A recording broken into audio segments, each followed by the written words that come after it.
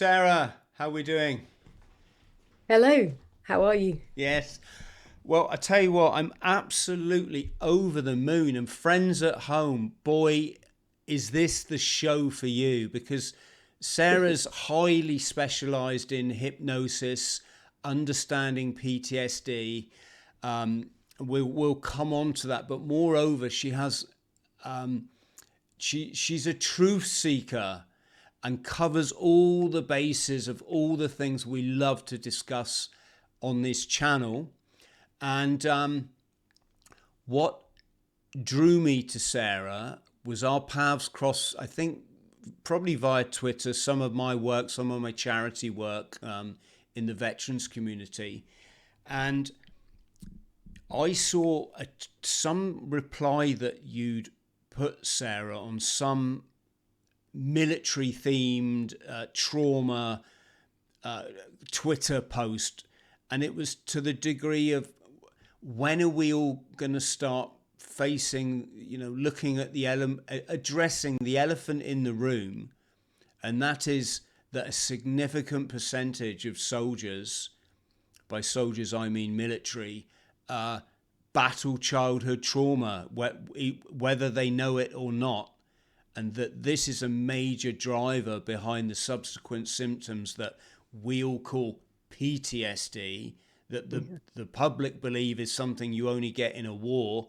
And so that was fascinating, especially as the Americans call it the thing behind the thing. This is what their veterans community call it. They call it that thing that like no one ever talks about, like that we was all a bit damaged as kids.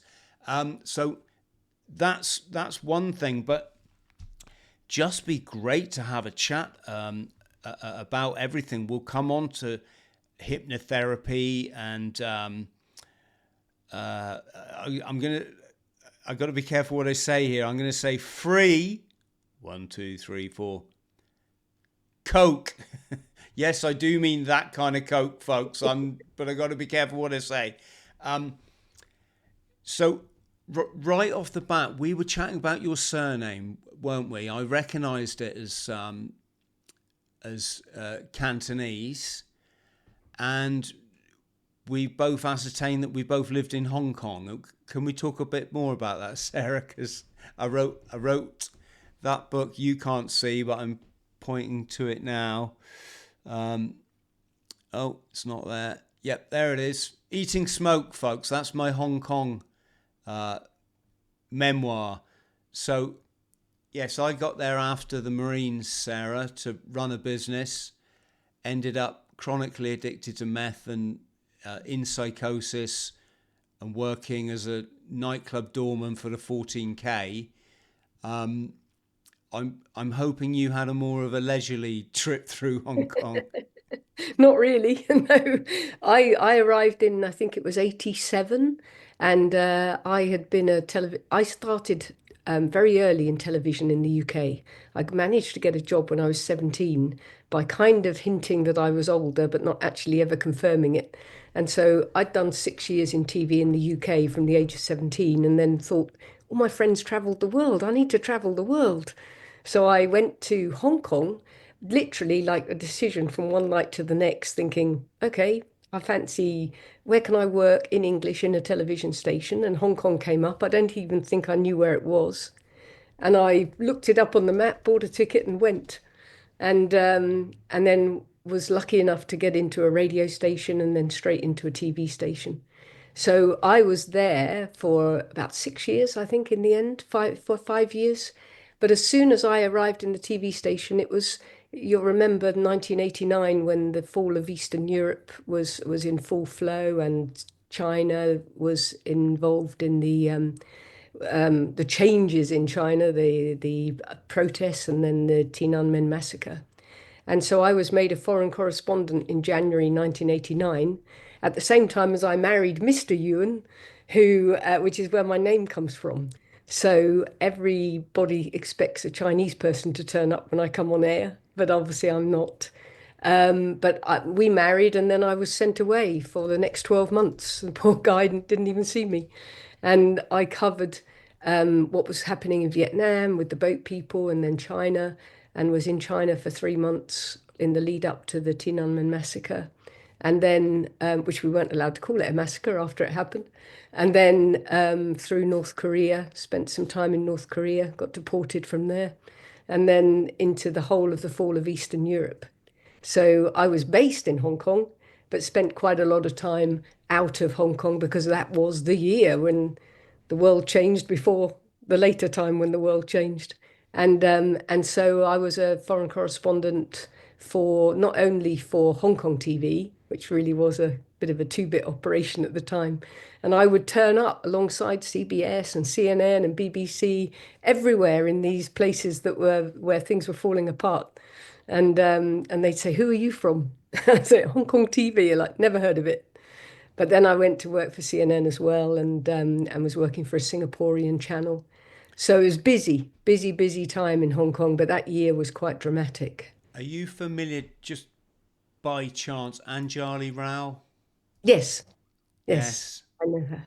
Yeah, Yes. we were friends. We friends and colleagues in Hong Kong, and she's got a. There's a big section of my book about our Oh, I've about got our I've got that on the list. I'm going to yeah buy that. our shenanigans. It make we're still friends to this day. She went on to become a news anchor, was it, for CNN? Yes, she did. And meeting the Dalai Lama and all these, you know, Huge opportunities. It is a yes. fantastic, it was a fantastic job. Mm. Difficult now, but it was brilliant at the time. And Phil Whelan, by any chance? Yes, yes, I do know Phil Whelan. Yeah, it's such a small world out there that everybody knew everybody. It Yes. really was. It's like a small Wild West town, wasn't it, really? Well, they made my memoir "Eating Smoke." In fact, you can I'll showing friends at home here now. On that picture there, folks, is the Hong Kong radio RTH RTHK, THK. turning my book into an audio play, I believe you call it. But yes, sorry, Sarah, talking about me, my favourite subject. But no, I'm joking. We're here to talk about you. It's pretty obvious, isn't it, if you're a guest on my podcast, that we're Oh, here I to. think that back and forth is fascinating. Yes, I like it. Not everyone gets it. I think we've been quite indoctrinated by the mainstream media over the years, and people come on a podcast, they think I'm interviewing you, and I can't think of anything I'd rather not do. a, a chat, absolutely, because as we've ascertained, it's a two-way flow of information, isn't it? Isn't it amazing that I've never met you, and yet two people that have been special in my life, both of them. Yeah, and been in the same place. And I think it's quite interesting about the whole new media, independent media. First of all, I'm stunned by how brilliant all of you guys who do these podcasts are and can talk for 3 hours. In the old days, that was deemed to be something you could only do if you're a TV reporter. And then I watch people far better than anything we ever were. And then I was interested that Tucker Carlson said, that he never believed in the Joe Rogan experience that anybody would sit and listen to somebody for 3 hours. And he, as a television reporter, was like, "This is ridiculous. No one's going to sit and watch that." And then now, of course, Tucker does the same. So he does 2 or 3 hours at a time, and you listen to it. So I think the chance to speak rather than having to speak in, 30-second sound bites, and even that would be too long for a normal news piece, is what people do crave.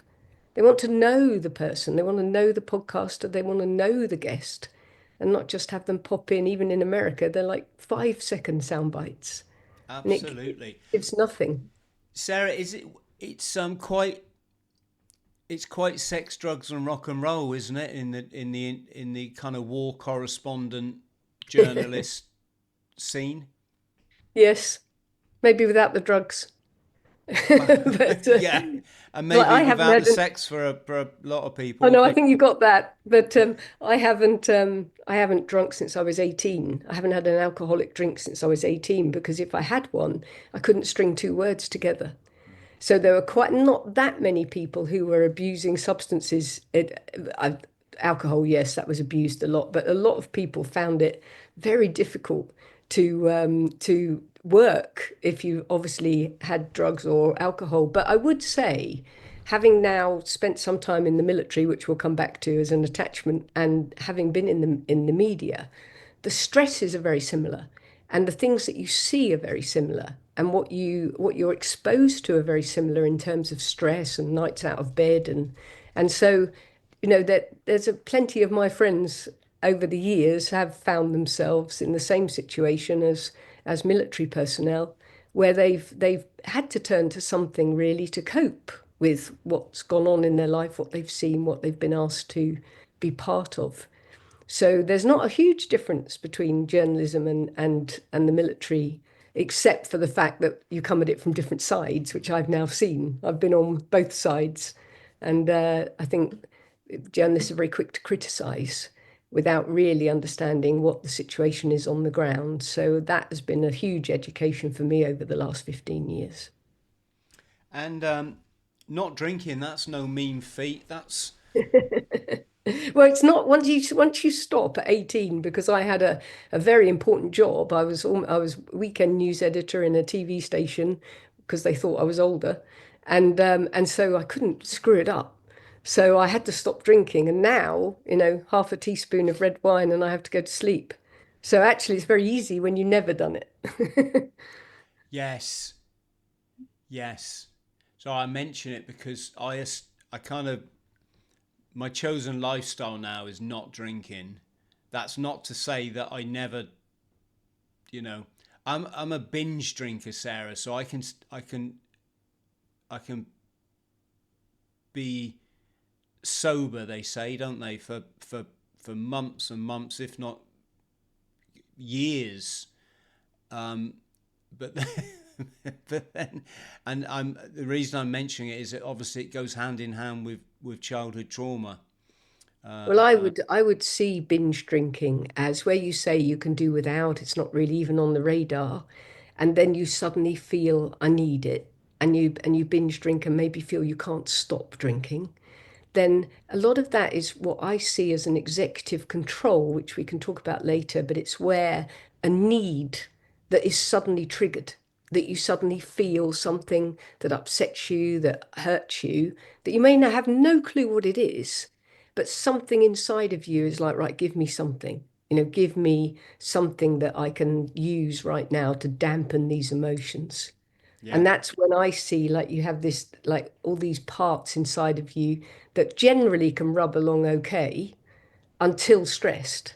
And then when that stress kicks in, they just come woof, straight up, and they'll demand alcohol, they'll demand drugs. And you can't fight that with willpower.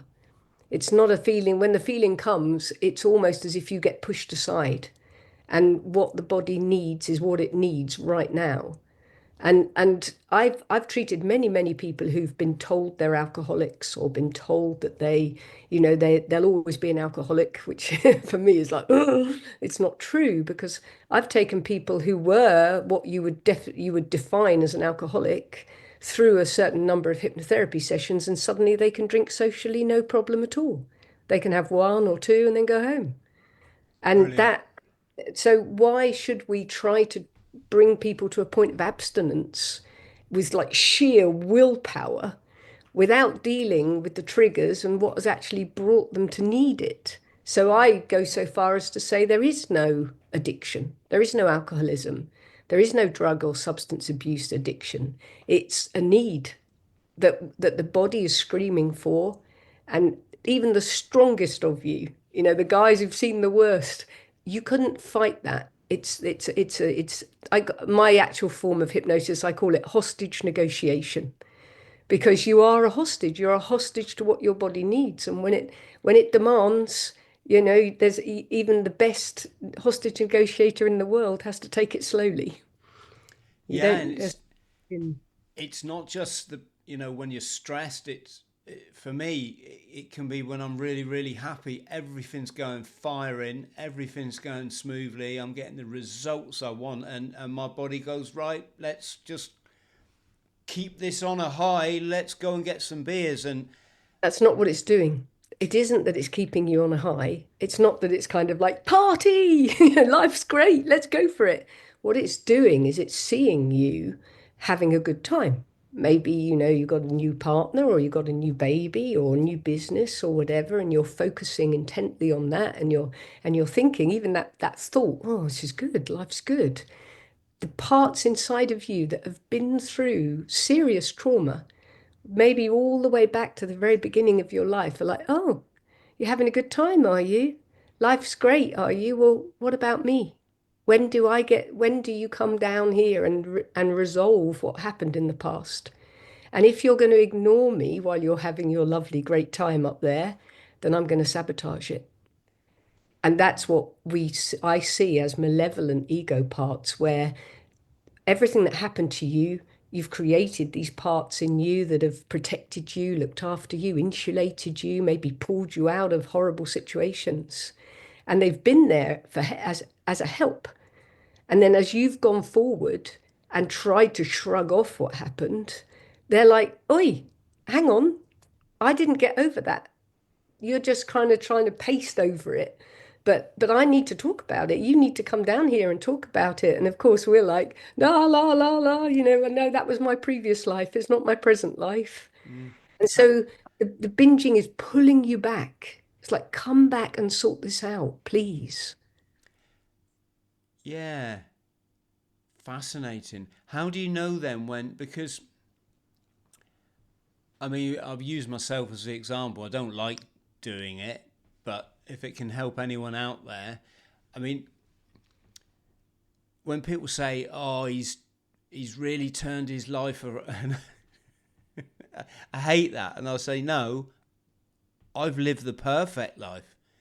I might have been a bit of a, you know, bit of a rebel, you could say, and I'm certainly upset a lot of people over the years."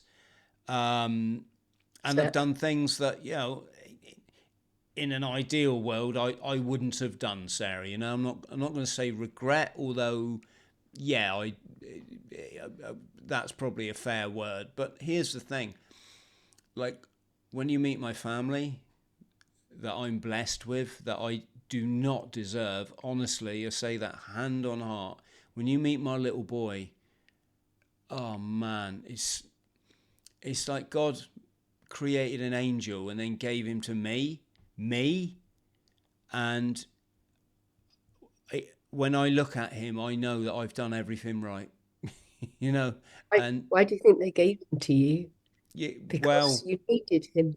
yes, and boy, when I set off to row the Atlantic, and believe me, I didn't do it lightly. I did weigh up the risk factor, and it's as long as you know what you're doing, you're going to be okay.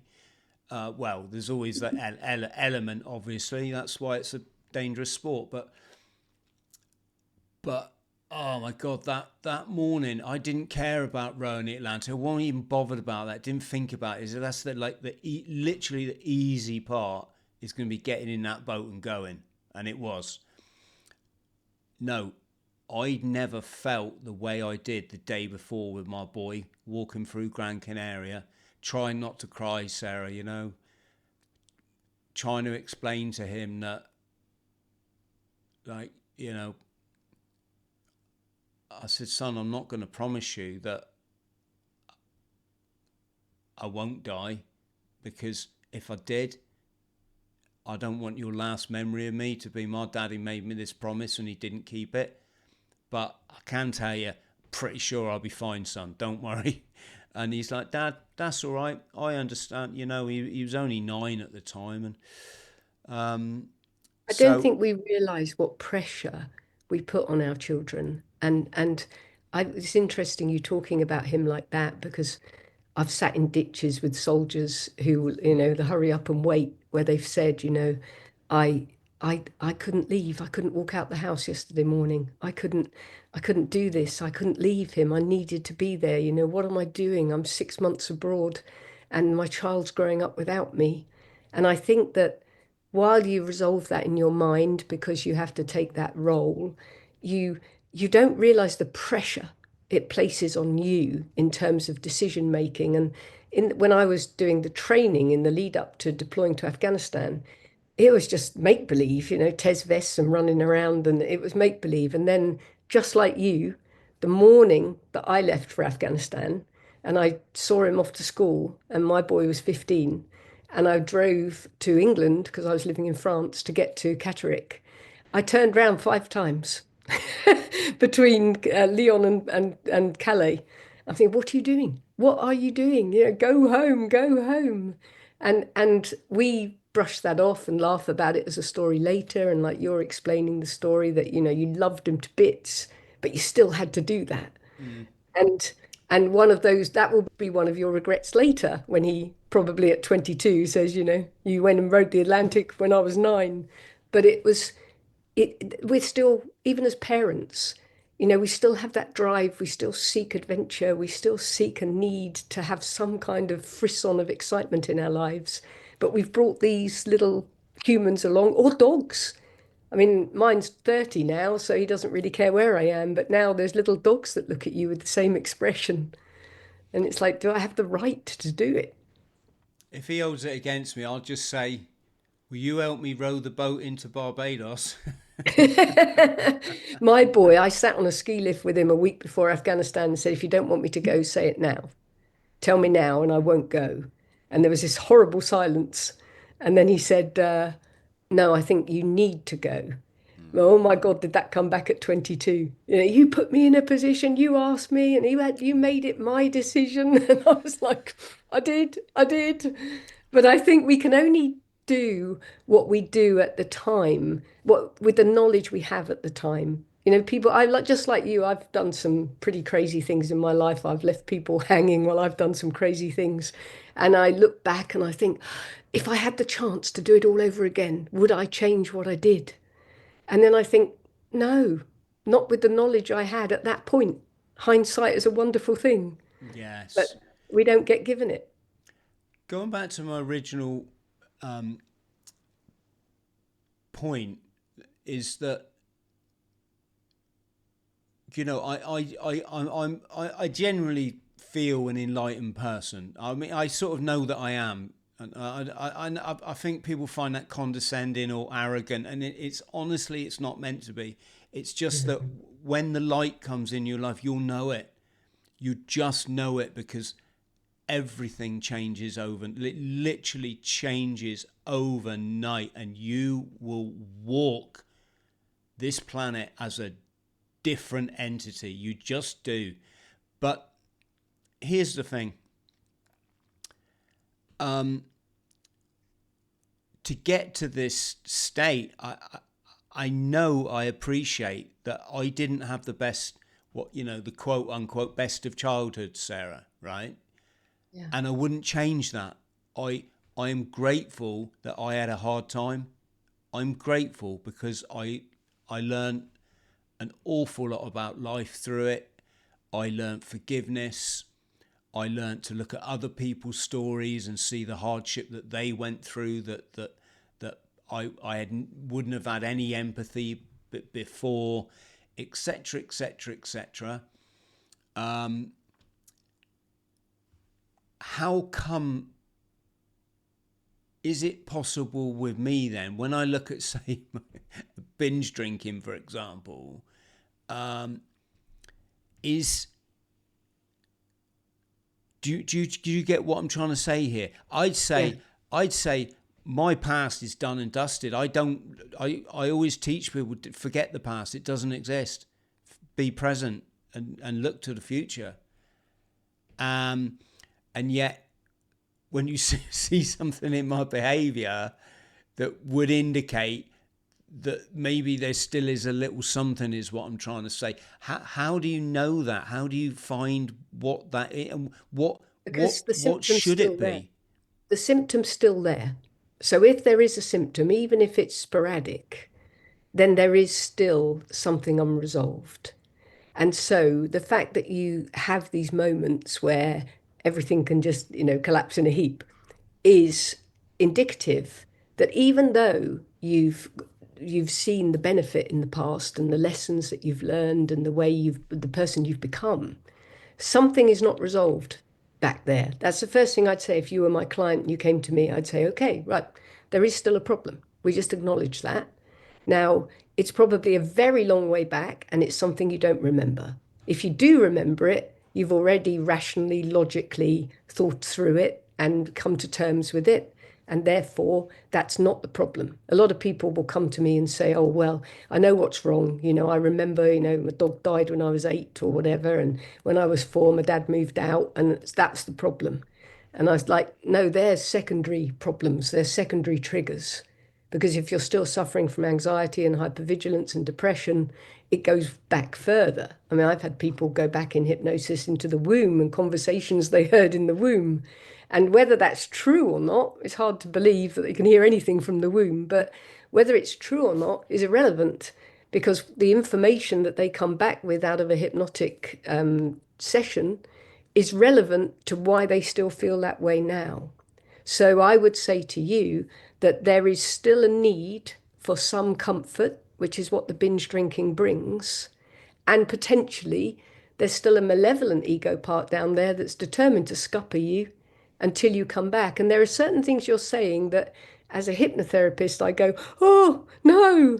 And one is, I'm really glad I had a hard time, because you can see the benefit. Well, I can bet you that that little boy, the little Chris, he wasn't glad he had a hard time. He had a horrible time. And he is potentially still stuck in that washing machine of emotion on some level. And so you going, oh, no, I had a great time, it's really good, it made me strong. There's a little one down there going, are you kidding? Do you know how bad it was? You're just glossing over it. And that can cause that. I mean, I know I personalize it a lot, and people say to me, how can you personalize it so much? But I say, just imagine those little weebles on the bus that we had as kids. And you had little Tykes bus, and it had all these little people on the bus. And we have all those little people inside of us, but we changed the driver. So mostly, logical, rational Chris is driving the bus, and he's bringing along all these other parts of him that were created in different situations to manage those situations. But every now and again, one of the weebles at the back surges forward, chucks Chris out of the driving seat, and is like, right, I'm going to have my 5 minutes. And while he's doing that, you are not necessarily in control of your actions or what's happening. And sometimes it can even lead to blackout rage, where that one is so furious that you've been ignoring how much it hurts, that it will literally push you out of the bus and take off without you. And you'll come back around like 10 minutes later and find you've smashed up your kitchen. And your wife will be standing there saying, why did you do that? And you're like, did what? I didn't do anything. What are you talking? But you're holding the sledgehammer, and the kitchen you just installed is in bits, as what happened to one of my soldiers. And even the NHS recognizes blackout rage. So you have to think about yourself as a Weeble bus, and you have to think that who's driving it today. And if the way you're feeling, the way you're thinking, the sensations you're feeling are not positive today, someone else has got the bus. And like in Speed, you have to negotiate with the person driving the bus. You can't just say, look, it wasn't that bad. Get out of the seat. Get back in the back of the bus. I'm in charge. Then you'll have a mutiny, because then all the other parts will gang up and say, this guy's a jerk. He doesn't understand how bad it was. He's trying to pretend it never happened. And that is PTSD. That's when all the different parts of you decide that you are not leading their life the way they want to live it. And that is when you get this conflict ridge. And Jack Watkins, who is the guy that I follow very much, he died unfortunately, but he was the World War II American military psychiatrist who said, anyone who's still suffering symptoms, it's a conflict ridge down the middle of your head. And on one side, you've got the logical, rational you. On the other side, you've got the primeval you, who only cares about you, and they hurl Molotov cocktails at each other, while the conscience, the higher ego, is sitting there saying, look, stop, guys. Why can't you just work together? You're strong, you're so strong, just work together. but the two sides are fighting. And that's PTSD or CPTSD when it's cumulative PTSD, when it's all just gone to pot inside and the person is just sitting there while there's a battle going on. Yeah. Wow. And I do, just to state, I do call it cumulative PTSD because a few people will have picked up on that and said it's not cumulative, it's complex. And it's like it's only complex to a doctor who doesn't understand it. Yeah. For somebody who understands it, it is quite obviously an endless series of traumas that have gone through someone's life. And the more you have, the worse you feel. Yeah. I never feel bad though. I mean, I have some. Afterwards, do you feel bad? No, I live in paradise every day. Even I. But the But binge drinking, after the binge drinking, yeah, I might have a moment where I'm like, oh, freaking hell, I wish I hadn't done that. But or I've upset so obviously. But then I'm just like, well, if they're upset, that's their issue. It. I'm a person. I come with trauma, and if you can't understand that, that's not my. It's not like I'm out there brandishing it and purposely. But but we have to be okay. aware of how we react around others. And I think, like psychiatrists say, build your barriers, build your boundaries. And then, if people don't like it, never mind. But as you know, we are all energy. And if we project a discordant energy for a certain length of time, that is going to impact on the people around us. We will impact on their energetic boundary. I know I'm sounding a bit bohemian Yeah, hippie no, here, no, but no. I that think you're worries I me. think you're spot on. But I was answering your original point is that no, I don't smash the house up. I always catch my behavior now. It's like, all right, Chris, this is, I don't know. Yeah, I would put an arbitrary figure on it. This has gone on a couple of weeks now. You know, get your running shoes on. Get out. Go go for it. Uh, There's a problem with running. Running is running away from what the problem is. So many people, especially military personnel and civilians, will use the gym or use running to get those endorphins flowing and to distract, which is why during COVID, when they locked down everybody they couldn't go to the gym, they couldn't go running, couldn't do the exercise they wanted to do, people really suffered. I lost a patient who I hadn't yet started with because who was ex-military rifles, because he was suddenly shut in a room with his thoughts. mm. But I would say, and I had a question that I noted while you were talking, is what happened to you to awaken you so that you're now only really having a few moments of issues, whereas other people listening might be having it every day? I, What I happened? can cover that. Can I just say, Sarah, I'm risking coming across as sounding really arrogant. I don't mean it. What I mean is that I've done everything I can to get my life into the best shape I can.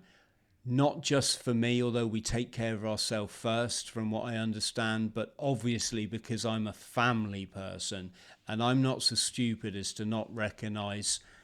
I'm also a substance misuse specialist, no surprise there. So I totally understand the damage and the effect that alcohol has on other people. Yeah. I think what I was meaning there is, if I have been that person then I'm not going to beat myself up about that. It's Oh, not. no. It's not something I. I don't think anybody should beat themselves up about anything that relates to behavior as a result of trauma because it's not something that you are in control of. I get really upset. I do get upset with the Alcoholics Anonymous or Narcotics Anonymous, because there's definitely a level of blame that you have caused this issue in these people and that you are the reason and that you're almost weak for succumbing to it.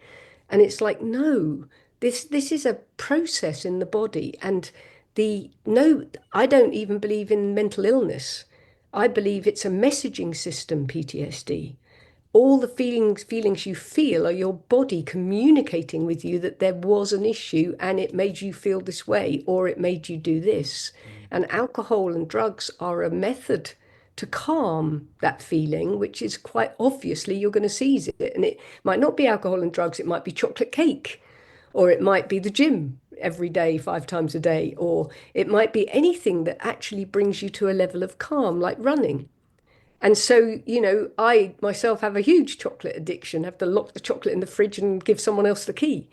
Who is to say that I've got a less of a problem than someone who's doing crystal meth? I don't have less of a problem. I have the same problem, which is I want comfort. So, and it's not arrogant, anything you're saying, because we each have to find our way to get to a level where we're comfortable with ourselves, let alone the people around us. The fact that we're able to maintain a relationship after getting comfortable with ourselves is brilliant. But sitting with me for a few hours is never a good idea because, of course, I'm coming at it 100% from a therapist's point of view and I'm listening all the time. But I would say that something's happened to you that has made you change your path.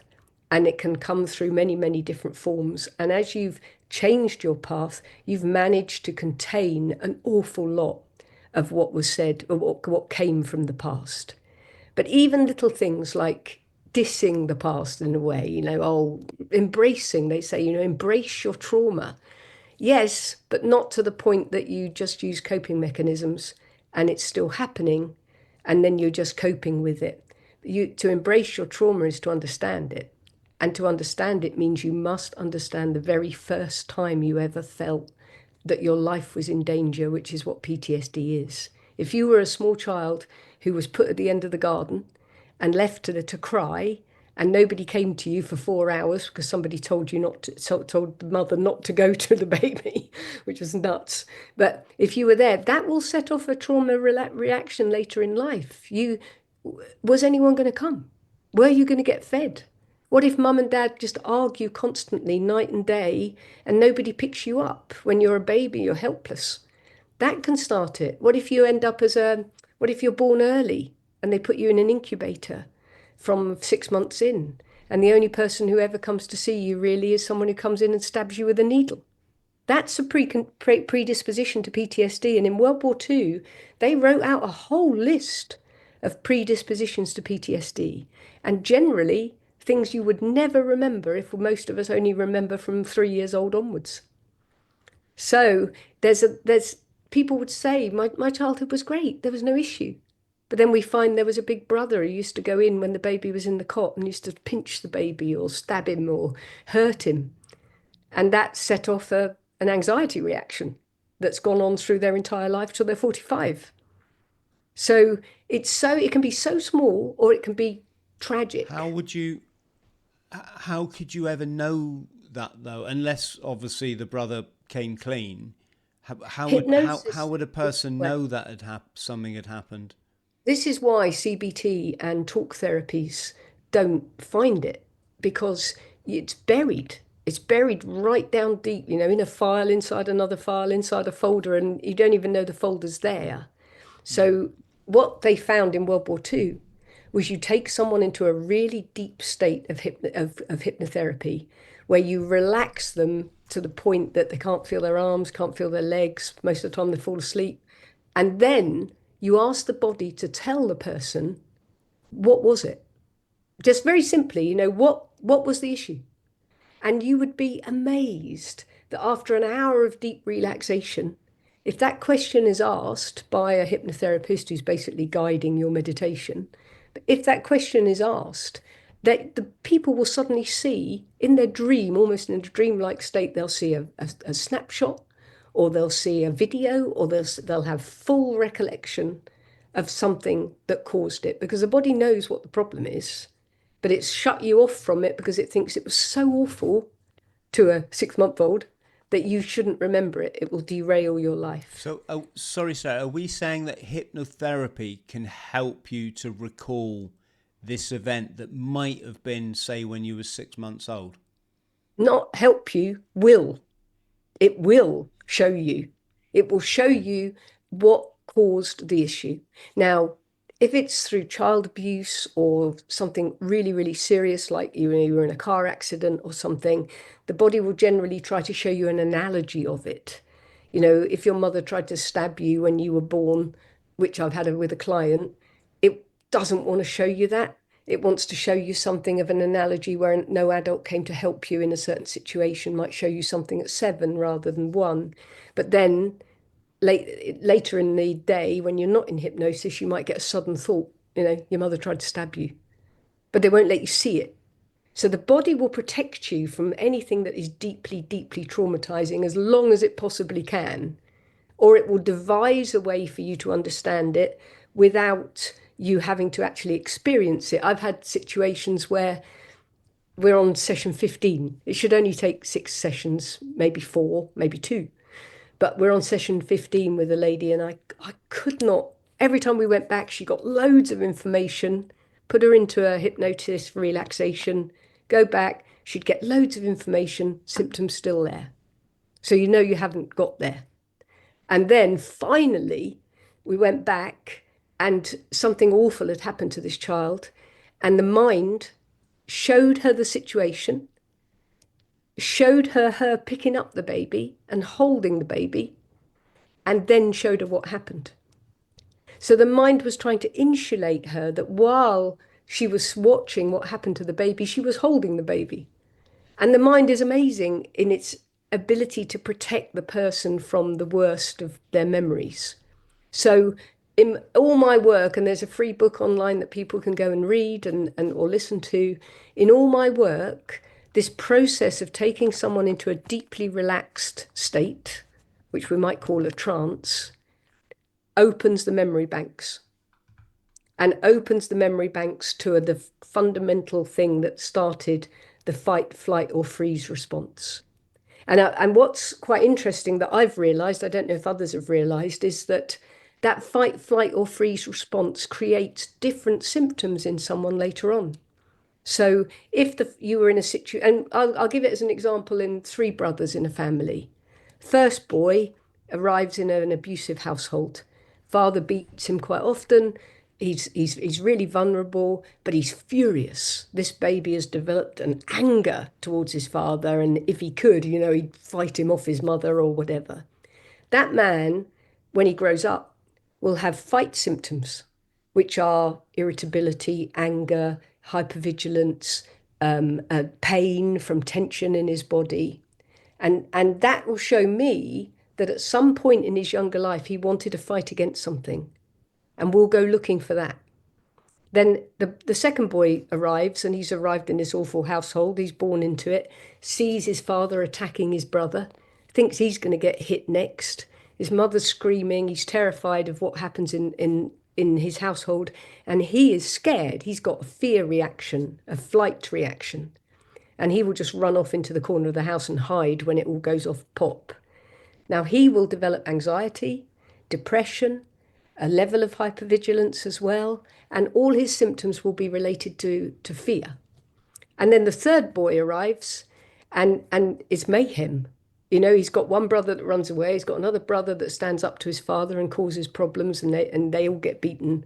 And this boy develops a freeze reaction. And he just stands there while it all goes off around him, and something inside him pulls him out of his own body, and he's able to just witness what's happening as if he's an onlooker, as if he's an observer, but frozen. He can't run away, he can't fight back, he's just frozen. When he grows up, he's going to have dissociation. He's going to, every time he meets any element of stress, he'll just pull out. And he'll just accept whatever happens to him. He'll be one of these people that accepts whatever anybody wants to say to them, whatever abuse anybody wants to give him. He'll just accept it because that's the way his autonomic system has been programmed.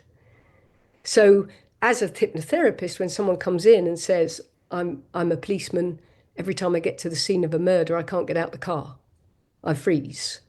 And so then immediately I know, okay, so whatever happened in trauma when he was younger froze him. And it's interesting, just going off on a tangent, but it's interesting to me that you've said, this thing behind the thing that you mentioned that I'd never heard of before, that phrase.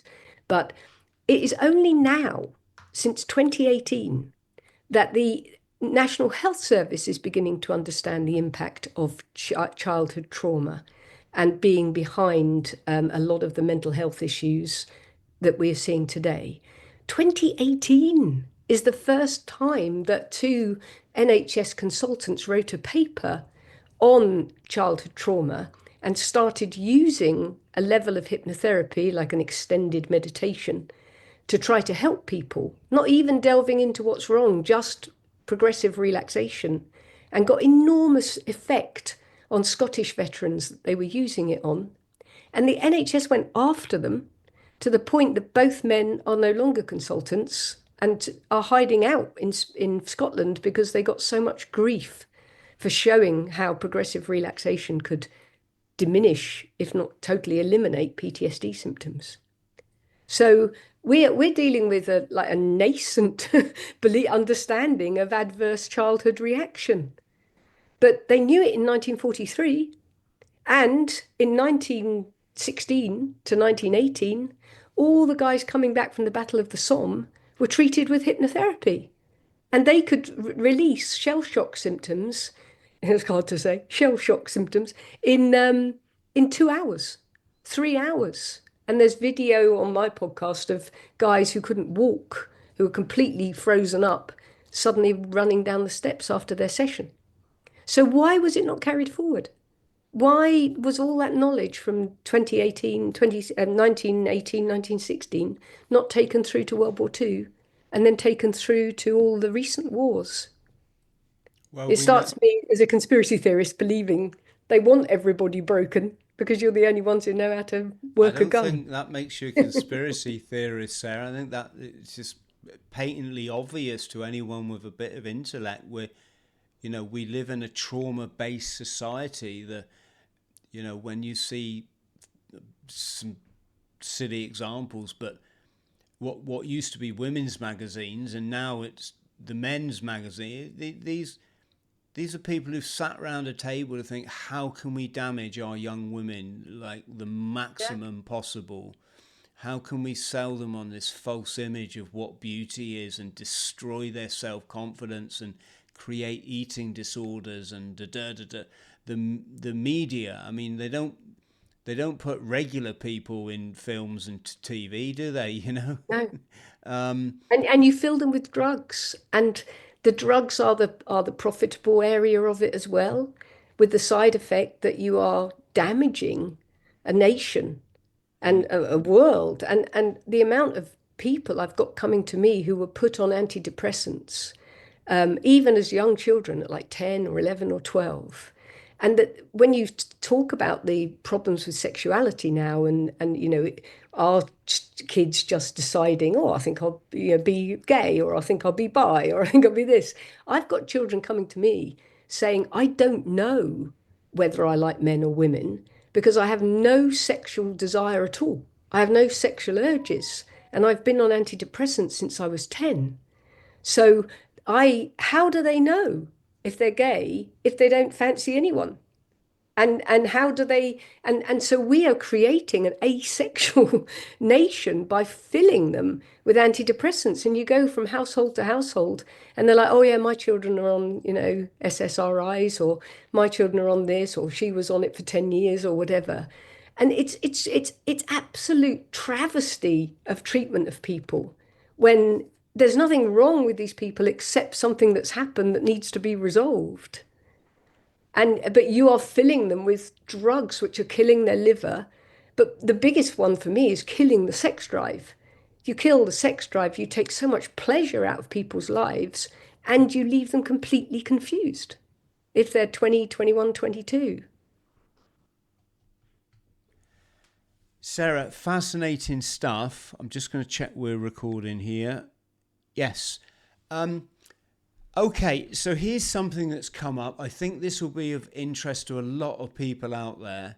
Certainly for, I don't know why I'm going to say men, but I think because men out there will recognize the things that I'm saying. So for a long time now, people have said to me, Chris, you've got ADHD. Mm. And I've always said, yeah, fuck off. I, even if I did, I don't think I'd want a label. I just think I'm like everyone. I think we're all unique. Yeah. And I've always said to these individuals, look, if I honestly thought I had ADHD, I'd be the first to say, yeah, okay, yeah, I probably have. But I personally don't think I have. However, I'm wondering if they are referring to what I would say a trauma-based responses to triggers in life. And I thought maybe if we could chat through that a bit, it might help people out there that go, oh, I'm like that, Chris, or so in no particular order. Um, Lots of things. First of all, there's never enough time in the day for me. It's Yeah. just gone. I can be doing one thing, look out the corner of my eye, see something else, and I'll completely drop a project and I'll go over and just start randomly attending to something that's not important, but just because I saw it and my mind's now telling me, almost like a sort of OCD kind of thing going on. I can be snappy with the people I love, but then I think maybe everyone can. I'm not sure. Um, um, what else? Um, I am that sort of person. I'll do a project, and when it's 95% done, then I sort of lose interest in the final. You know, I'll spray the car, fix the engine, and I'll leave the wheels off, sort of thing. And I'll do that another day. And I talk to myself a lot, or actually can talk through conversations in my mind, and it's to other people. It's quite clear when I'm doing it. They're like, "Who are you talking to?" I'm like, "Oh, I was just running through something." And what else? Obviously, there's the tendency to self-medicate, or whatever we're gonna call that, which is must sound like I'm a right drunk to everyone listening. I'm like I say, it's an irregular binge thing with me, and I think people would find it hard to believe because for the most part, I'm up at 3:30, 4 o'clock. I'm out running. I want to come back to the running thing because I see it as a celebration of life, Sarah. I feel so utterly brilliant, but I totally get what you're saying as well. And so yeah, and I'm in the sauna. I never do as much meditation as I should because I find Yeah. I find it just very difficult to actually put time to it. And then when I do, my mind's going, Chris, you should be at work now. Go and do something. And I'm like, all right. So sorry, I'm getting all a bit all over the shop here, but yeah, these. But I think you're describing so many people who feel the same, so it's valuable what you're saying Yeah, because, this. it's very, people will be like, oh, and that's me. Oh, and that's me. I should say it's. I think these things affect extremely handsome men.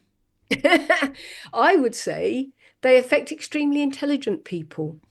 I think the problem with ADHD, I have a real, well, I'm totally off the wall where ADHD is concerned, but certain people agree with me.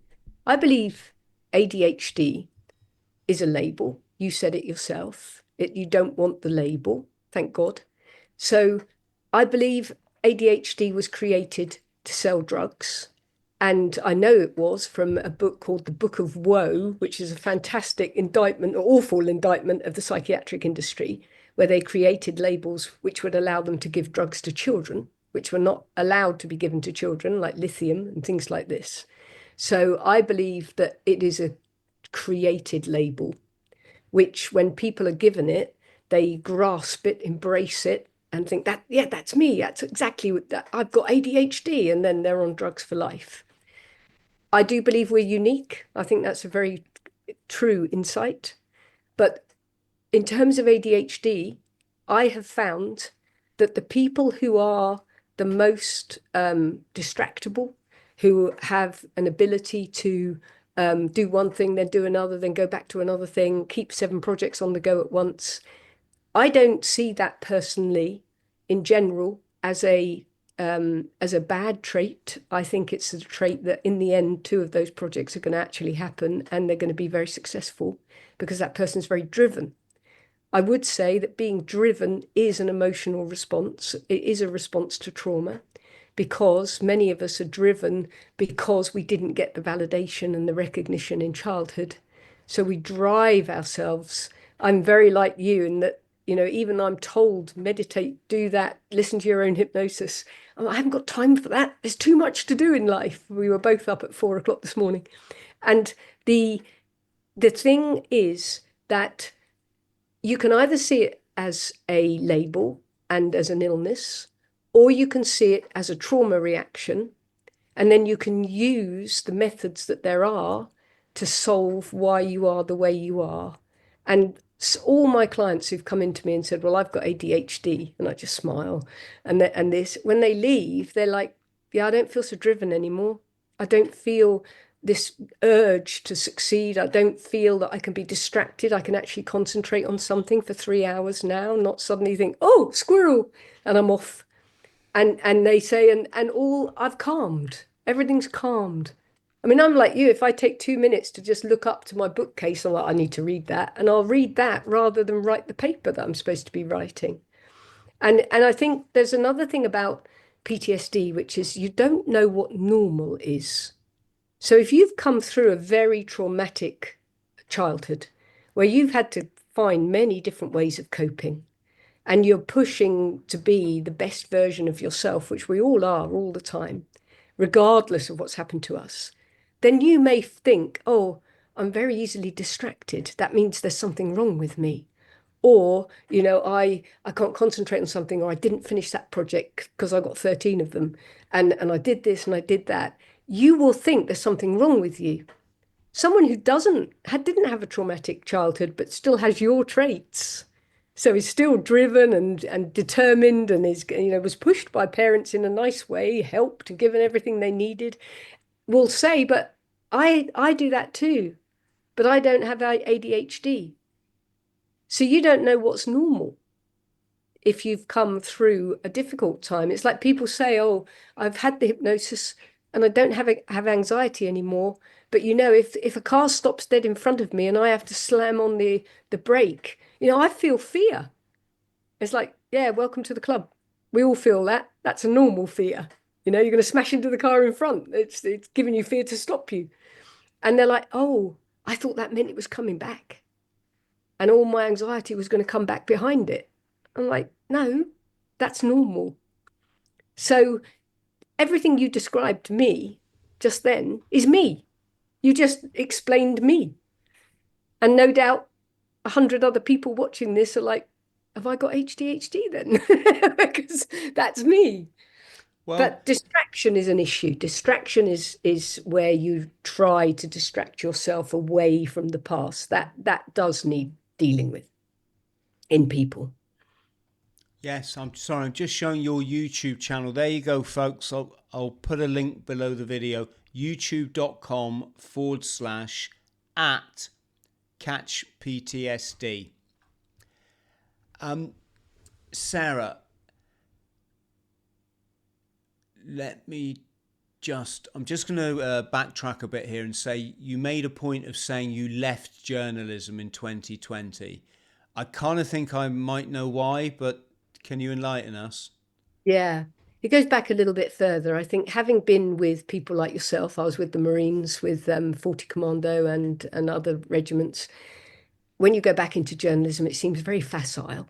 And you're very aware that you work with limited information, but make huge assumptions based on your limited information. So it was very difficult to go back into journalism, having been to Afghanistan with all of you. And then, but I went back into conflict journalism, disaster journalism, tsunamis and earthquakes and things, and they're pretty standard, factual, straightforward. But I didn't want to go back into anything which was critical of what good people were trying to make big differences. And also, I'd learned a lot in Afghanistan about the state of the world, which, if I'd gone on TV and said that, probably end up in prison. So I moved forward and I started a different career by training in clinical hypnotherapy, but I was Asian correspondent for Sky in during that time. So I was still doing it.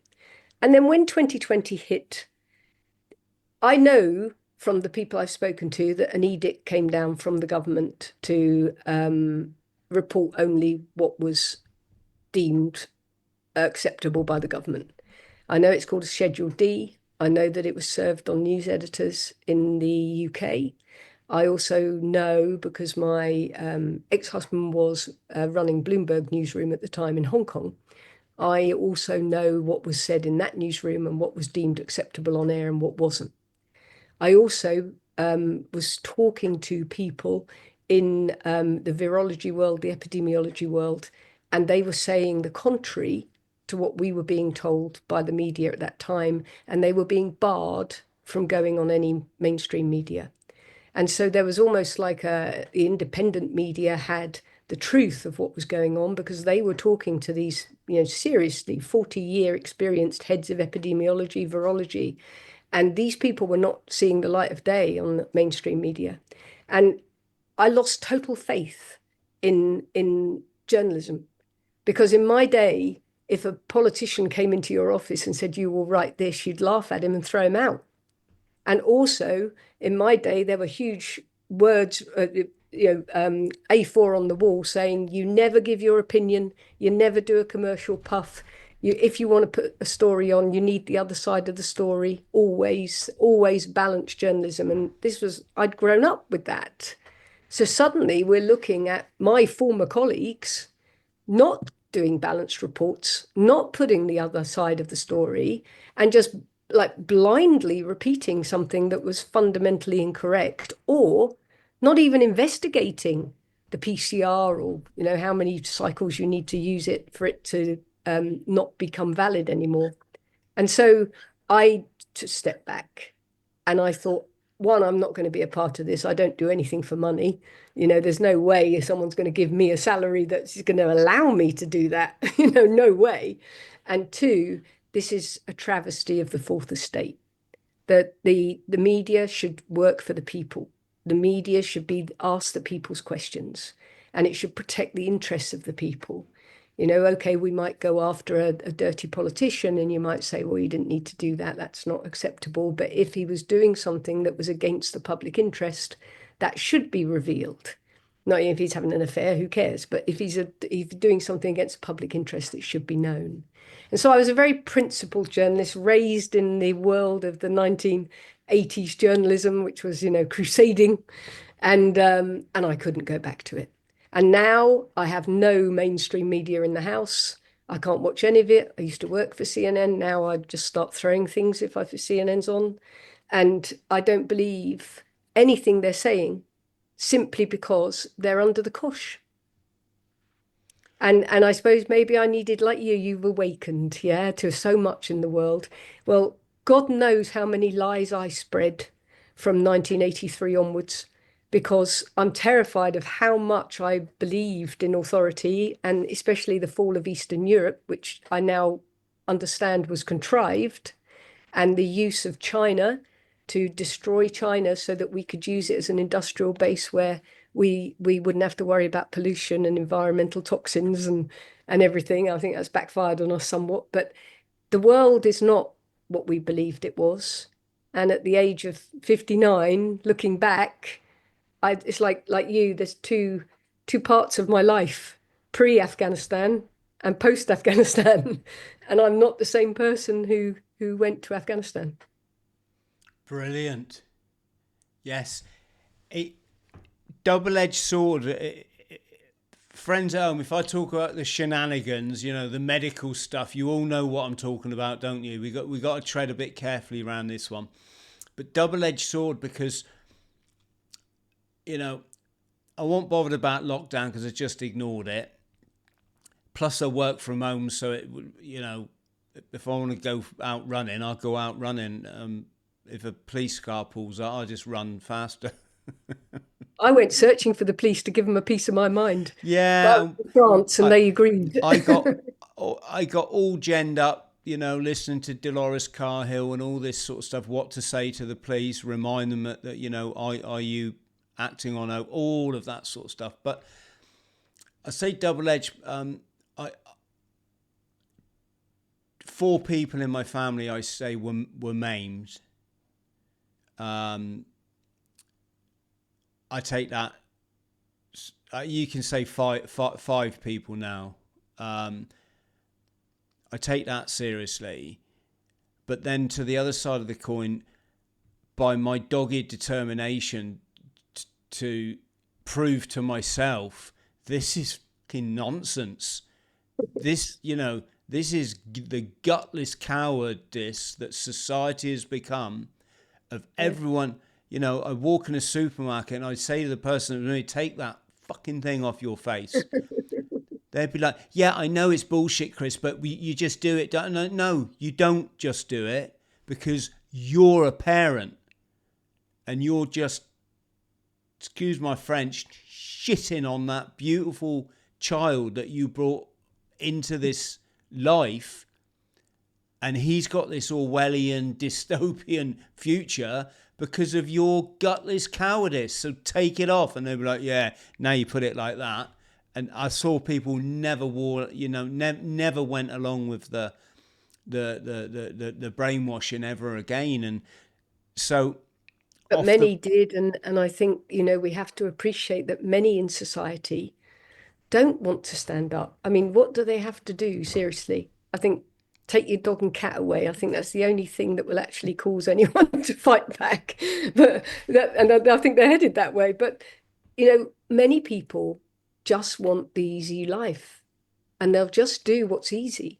And I think people like yourself, people like myself, we were just seen as, what is wrong with you?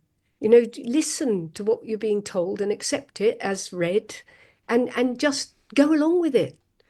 And I think critical thinkers can't do that because even right from the beginning, when perhaps we all believed everything that we were being told in the very beginning, you're standing there thinking, hang on a minute, you're asking me to throw my virus-ridden mask in this open bin in the supermarket.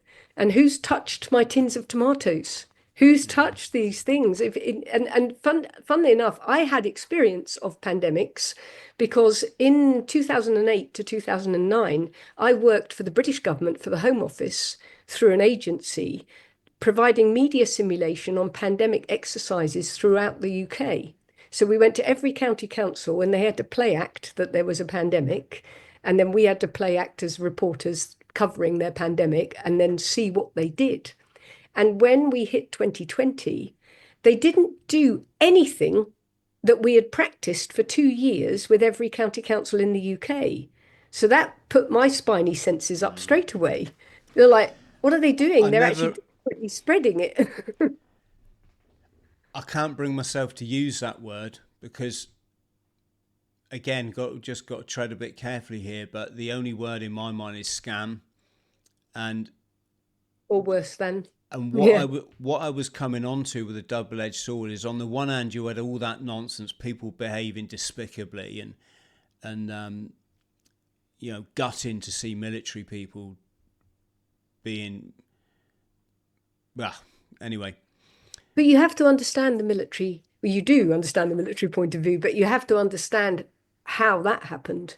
It's like if you are raised in an institution where you trust, and I take that as a journalist, I trusted what the governments told me. And when they gave me an edict and said, this is what's going on, I believed. Why not? They're the government. And so I think it's a bit like this, for the military personnel, it's like you had to completely change your point of view. And I think we have to accept that you ask them to turn their head 180 degrees. And my friends too. And I have no animosity towards anyone who went along with it and may have potentially hurt themselves in the process because, okay, I had my turn of head in Afghanistan when I saw certain things. So these people had not had that. Now, all these people who laughed at me and mocked me and when I was trying to push papers at them, but now they're like, why didn't I see it? And you're Yeah, like, well, because you couldn't. everyone's on their journey, Sarah, aren't they? Yeah. Sorry if I sounded like I was criticising people. I didn't mean that. My bugbear was with the people that knew what was going on and knowingly went along with it, because Like journalists. it made their As day a bit well. easier at the expense of the next generation of children. But no, what I was going to 100%. say is that the double-edged sword bit is, off the back of it, I got to understand Fauci and what he's all about, how he was linked to the AIDS fear-mongering campaign, what all that stuff actually is, not what you're being told it is. Yeah. And when someone left a comment on my Facebook, very famous SAS trooper that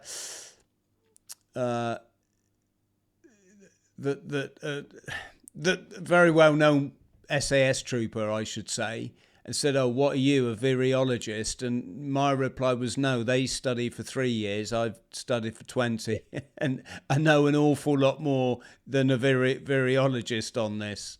I always find it very annoying when people are like that, when they say, you're not a virologist, you're not an epidemiologist. And it's like, no, but I've spoken to many. Yeah, And but I've it spoken to people who are saying things that do not benefit their either their bank balance or their reputation in the medical world. They are throwing their career down the toilet. and I it's a trust them. gross misunderstanding of what university is. University is not truth. No. University's indoctrination into in this case disabling, creating a disabled, disenfranchised society that believe all this stuff. So There is hope though, because I've just spent 2 years in university because I moved to Florida and went to university so I could stay. And you'd be surprised that the children that they say are disengaged, accepting blindly and all of this. In my classes, obviously, the minute they say something wrong, I'm up straight away, like that's not true.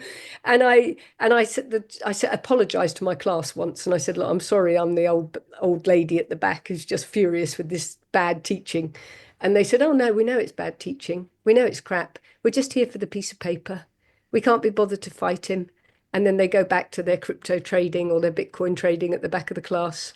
And they're or running their own YouTube channel at the back of the class that's already got 100,000 followers or whatever. And you realize that they know they know. I mean, Trump was only elected in America because the young went for him, not for the Democrats. And so they know what was done. They know what harm they suffered, and they know full well. And we were in a class where they were sitting there saying, you must drink energy drinks. All students must drink energy drinks, 5, 6, 10 a day, give you great energy, give you great brain power. And of course, I was up like a shot and was like, "Do never touch them." And then this woman said, "Well, if they want to find out, they can look it up themselves." And all the kids spoke as one and said, "We know they're dangerous." So she just spent 25 minutes trying to convince them because no doubt that class in college was sponsored by an energy drink manufacturer. And every single kid was just laughing, like, okay, let her go, set off the monkey at the back, and then we can just agree with it. So we don't lose faith in our youngsters that they have been mortally damaged or that they're being indoctrinated. I think they're just quietly resisting. yeah, let's hope so. Um, But they yeah, also think we're idiots and that we have nothing that we can teach them. So they're teaching themselves. yes, let's hope. Let's hope that as well. Um, Sarah, I was going to ask you something. Then I made a note of it. Let me just check my notes. Yeah, so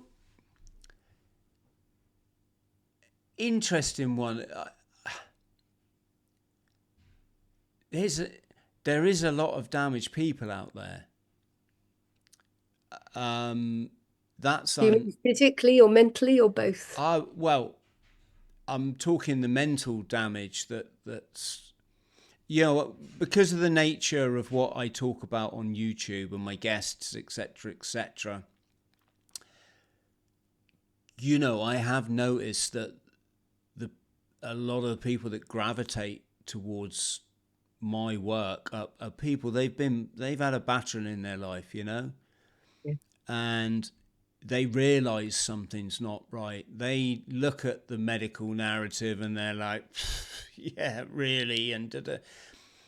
And Smart. I just wanted to get your opinion on when when I meet them in person. It's very often sort of, "Hi, Chris," and they get a bit sort of starry eyed, and I'll soon put them straight on that nonsense. Um,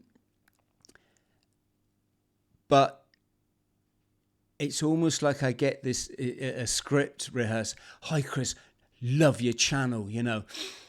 Um, I'm I still drink though, and yeah, I do like a spliff or two, and you know, yeah, I know I should eat the vegetables, but I sort of haven't got round to that yet, and oh, you won't get me exercising, oh, do, and I think."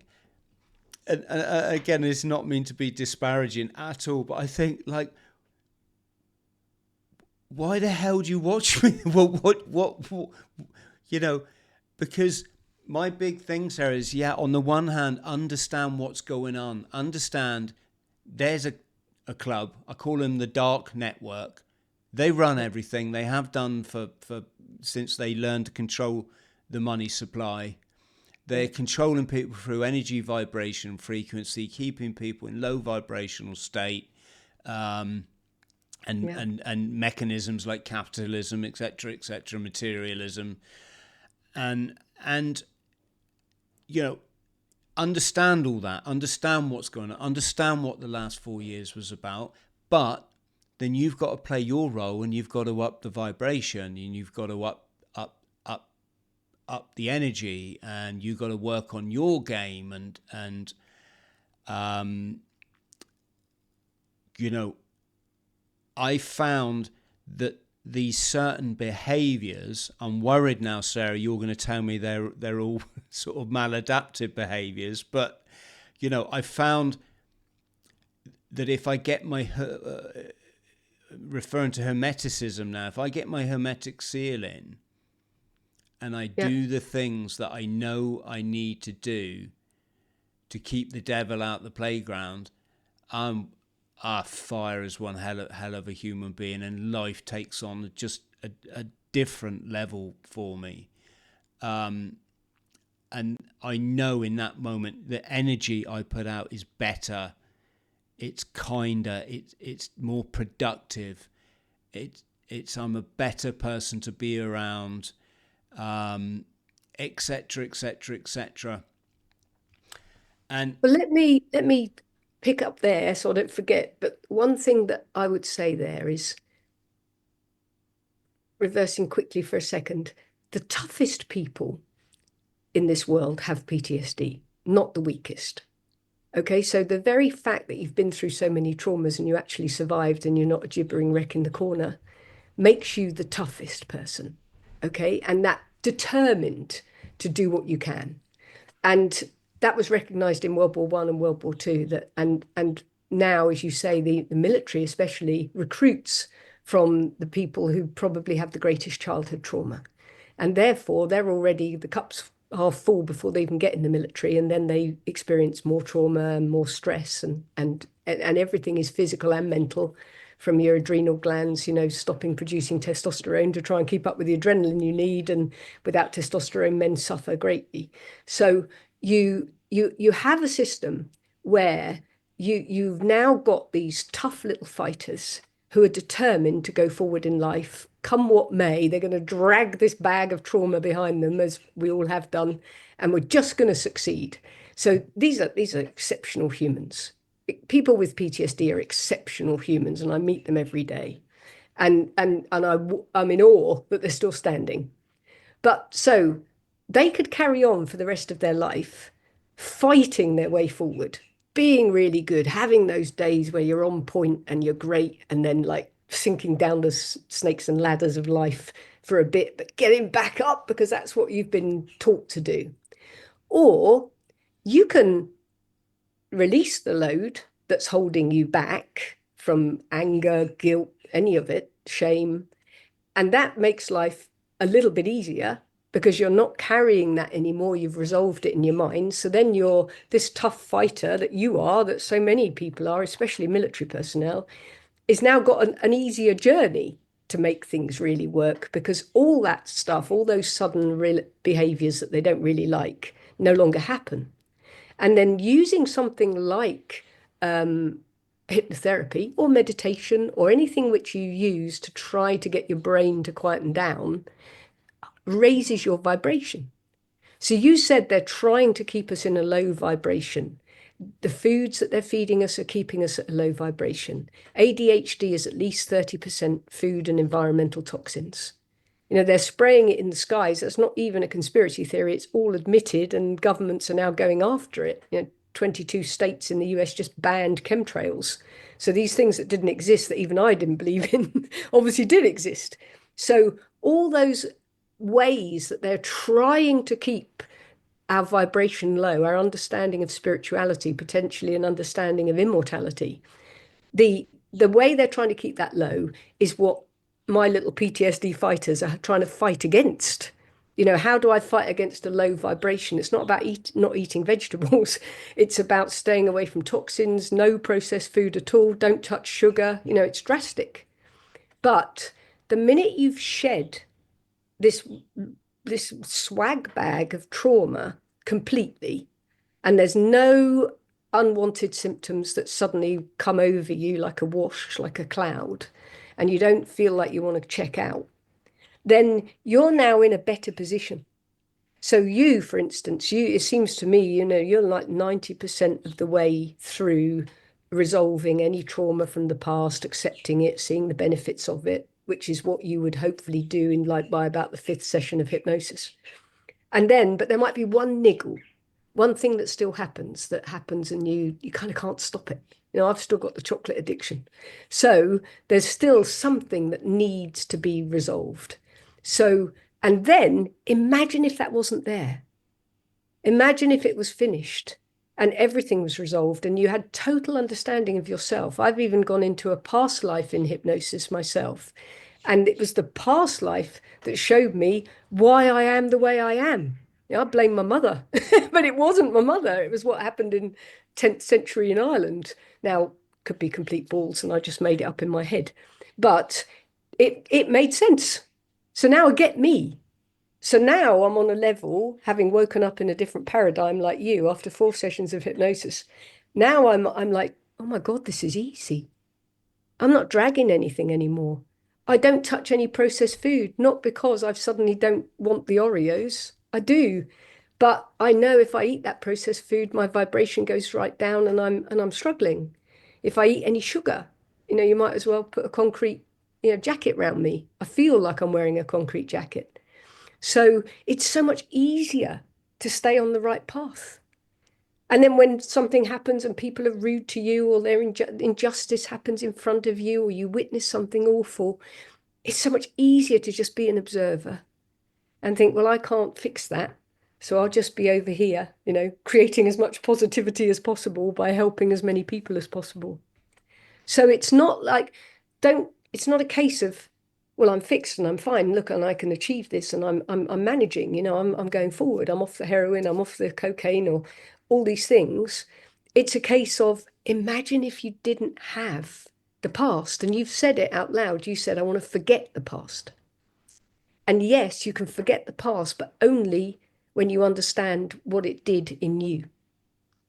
And once you've understood it, the past is indeed irrelevant because you've understood every tiny piece of it. And some of my guys do go to past lives so much, so often, and so provable that even me, as a very, you know, diligent journalist who would have questioned that, is like, okay, that's a bit odd, but that is actually provable.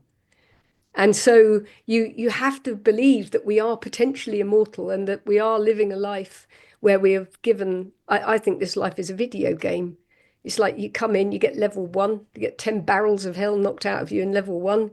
You make it to level two, bit more savvy, bit more sure of knowing what to do. Then they dump another load on you. Most of us are at about level seven. And you're just fighting to get to level 10 so you can put the handset down. And I think that we any way we can get there that makes life easier is a great help. I don't want to go round and round and round in CBT while talking about my troubles, because that just keeps them present. As you said, being present is being able to live a life where you're not bothered by the past and you're not lusting for the future. And I'll give you a very quick example of something that when I was trying to work out, what excuse the language, what the fuck does being in the present mean? When people would say, oh, you just need to be in the present. It's like, what? What do you mean? And then someone explained it in the book, I think it was in The Untethered Soul by Michael Singer.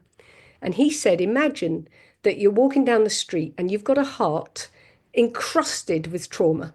So all these little wrapped up pieces of foil are stuffed inside your heart, which makes your heart not work very well and gives you all sorts of symptoms. And it's all these things that have upset you. And you walk down the road and you see a car the same color as your ex-girlfriend's car. And you think, cow, I hated her. She was horrible to me. She made my life a misery. And he said, imagine it like the energy that's coming off that car and it's going into your heart and it's pinballing around all these little encrusted silver foil packets. It can't go through because it's stuck and it's just like ruining the process of your heart. It's got pinballing all around your body, causing all sorts of symptoms because you were unable to look at that car. And instead of thinking, cow, what if you just thought, oh, we had a nice time, didn't we? That was a really nice 6 months. It's a shame it ended, but I found someone better now, or I've moved on, or I understood myself. And he said, the minute you can look at something really sad that happened and think like you, really, I learned from it. I understand that little encrusted parcel is jettisoned. And that lovely positive energy goes through you and out the back of you, and you are now present because you're only thinking of the present. Yeah, And I thought, what a brilliant explanation. And yeah. how many trusted parcels do we start with? And so if you can look back at something that happened when you were in the military that was awful and think, that was awful. But I did learn 5 or 6 things from that. And obviously I was meant to experience it because otherwise I wouldn't be who I am now. That's when the encrusted parcels are being released. Yeah, so this is kind of what I was getting at is, we have the power to create our own future. So in my life, I have no negatives. I occasionally have a negative because I'm a human being and I lose my hermetic seal and the stress gets in and then I start to react to that and but generally speaking, this is what I say. It serves me no purpose to look at my history, whether it's childhood, military, or whatever, with any negativity. I wouldn't do it, right? But you're further along the ladder than many others Yes, but also who can't do that because the body won't let them. yeah, but it's the same. And the thing I was getting at with the kind of, let's just call them the YouTube crowd, is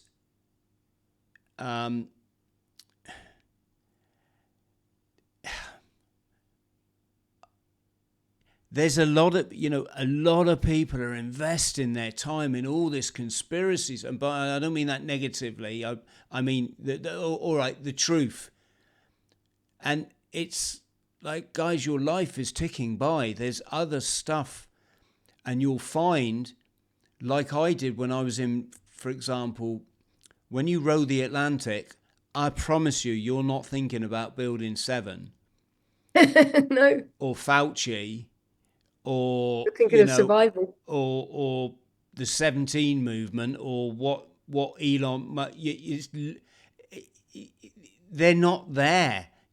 You you are present. You are present. And even wandering around Barbados with my family was just, oh my God, I just want to move here, get off YouTube completely, and just have this lovely present thing that we had. And I'm sort of trying to get to a point, but I'm not kind of sure the point I'm trying to get to. So how can we encourage people to maybe not just spend so much time I think indulging in the fear porn, is what I'm trying to say. someone told me a few things, actually, someone who came out of hypnosis, which really resonated with me, that I'm a news junkie. Yeah, I'm the one there at 3 a.m. scrolling through Twitter just so I don't miss anything. I stay up all night for news stories, even though I'm not a journalist anymore. So I'm a news junkie, and I'll sap it all in. And someone said to me the other day, look, the problem is you're not only your own personal vibration. He got this from someone in hypnosis. He said, you're not only your own personal vibration, we are all a whole vibration on this planet. And if we succumb to the fear mongering and we listen to everything and we feel fear because that might affect our children, might affect us, or might affect some poor guy in Palestine or whatever, if we allow ourselves to go down that hill for that morning that we're so distraught about what's happening in the Gaza, and where I've spent a lot of time, then we are lowering the vibration of ourselves. And when we lower the vibration of ourselves, we affect all those people around us, just like we were talking about the energy field. So this guy said to me, and I thought it was a message to me, but it was to him as well, which was, don't focus on it.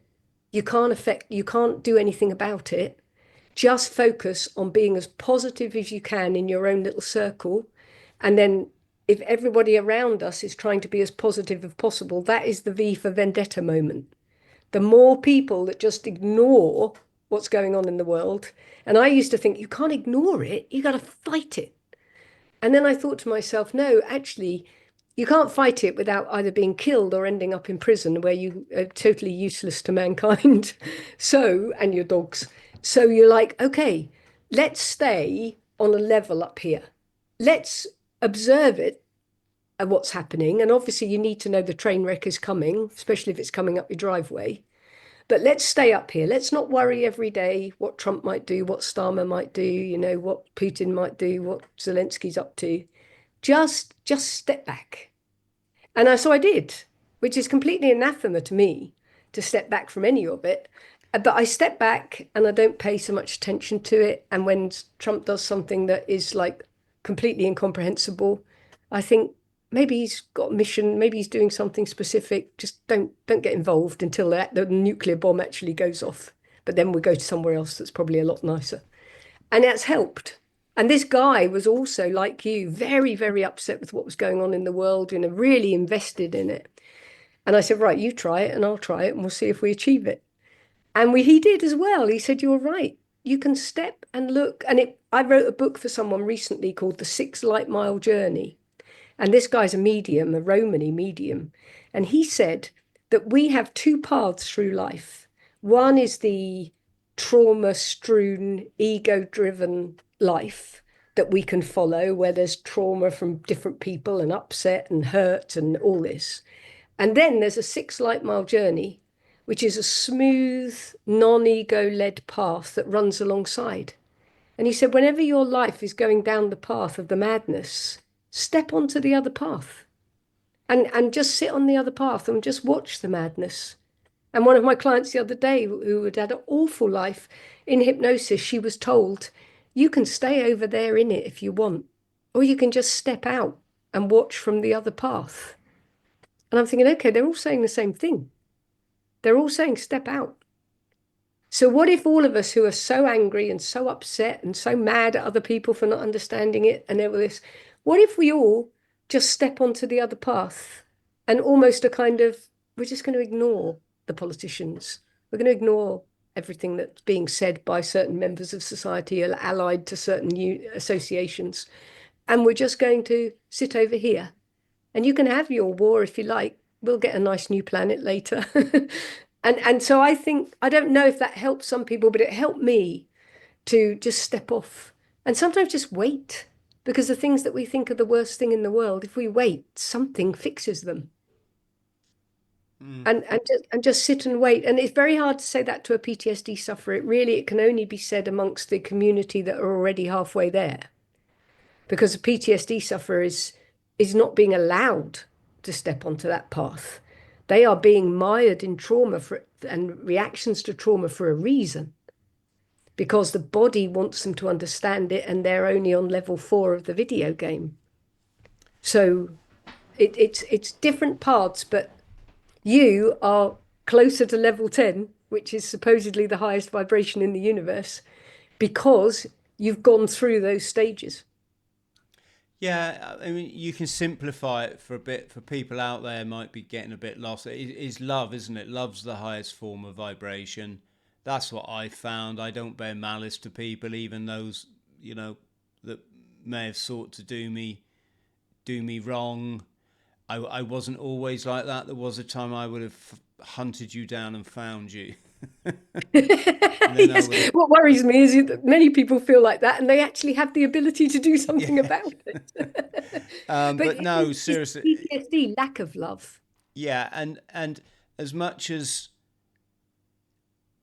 you know, as much as there's this evil entity in the world, and I'm I don't hate them.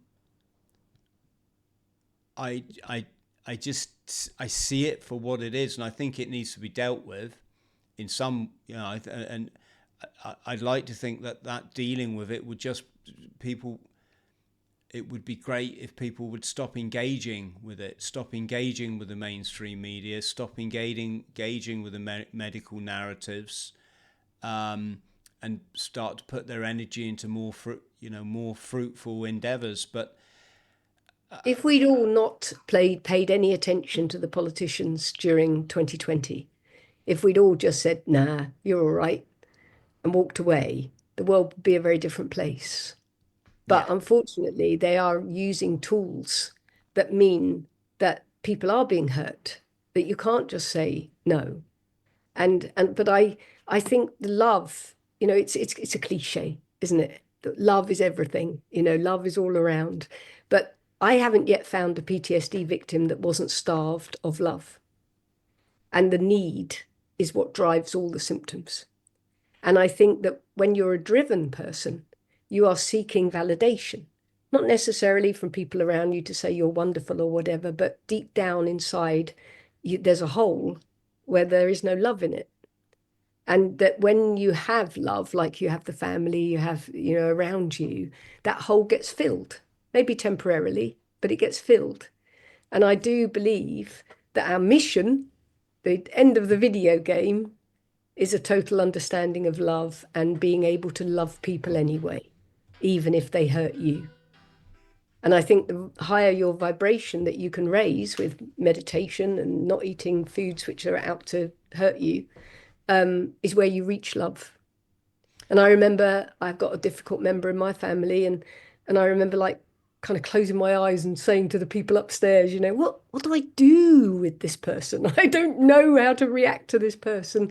And what do I do? And this voice said, love them anyway.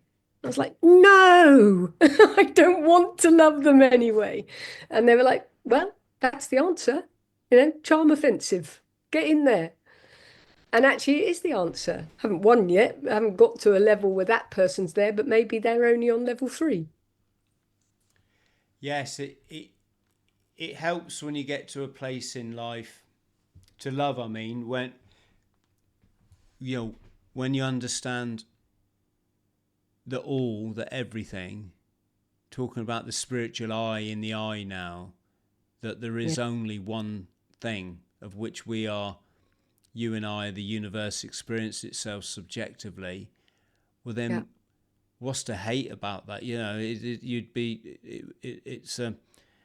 It's when we get mired down in the 3D identity, isn't it? And the ego, ego politics and and we lose it, and then the next thing you get in road rage and all this kind of really, yeah, Yeah. all these trauma reactions coming out of you. And so I really do,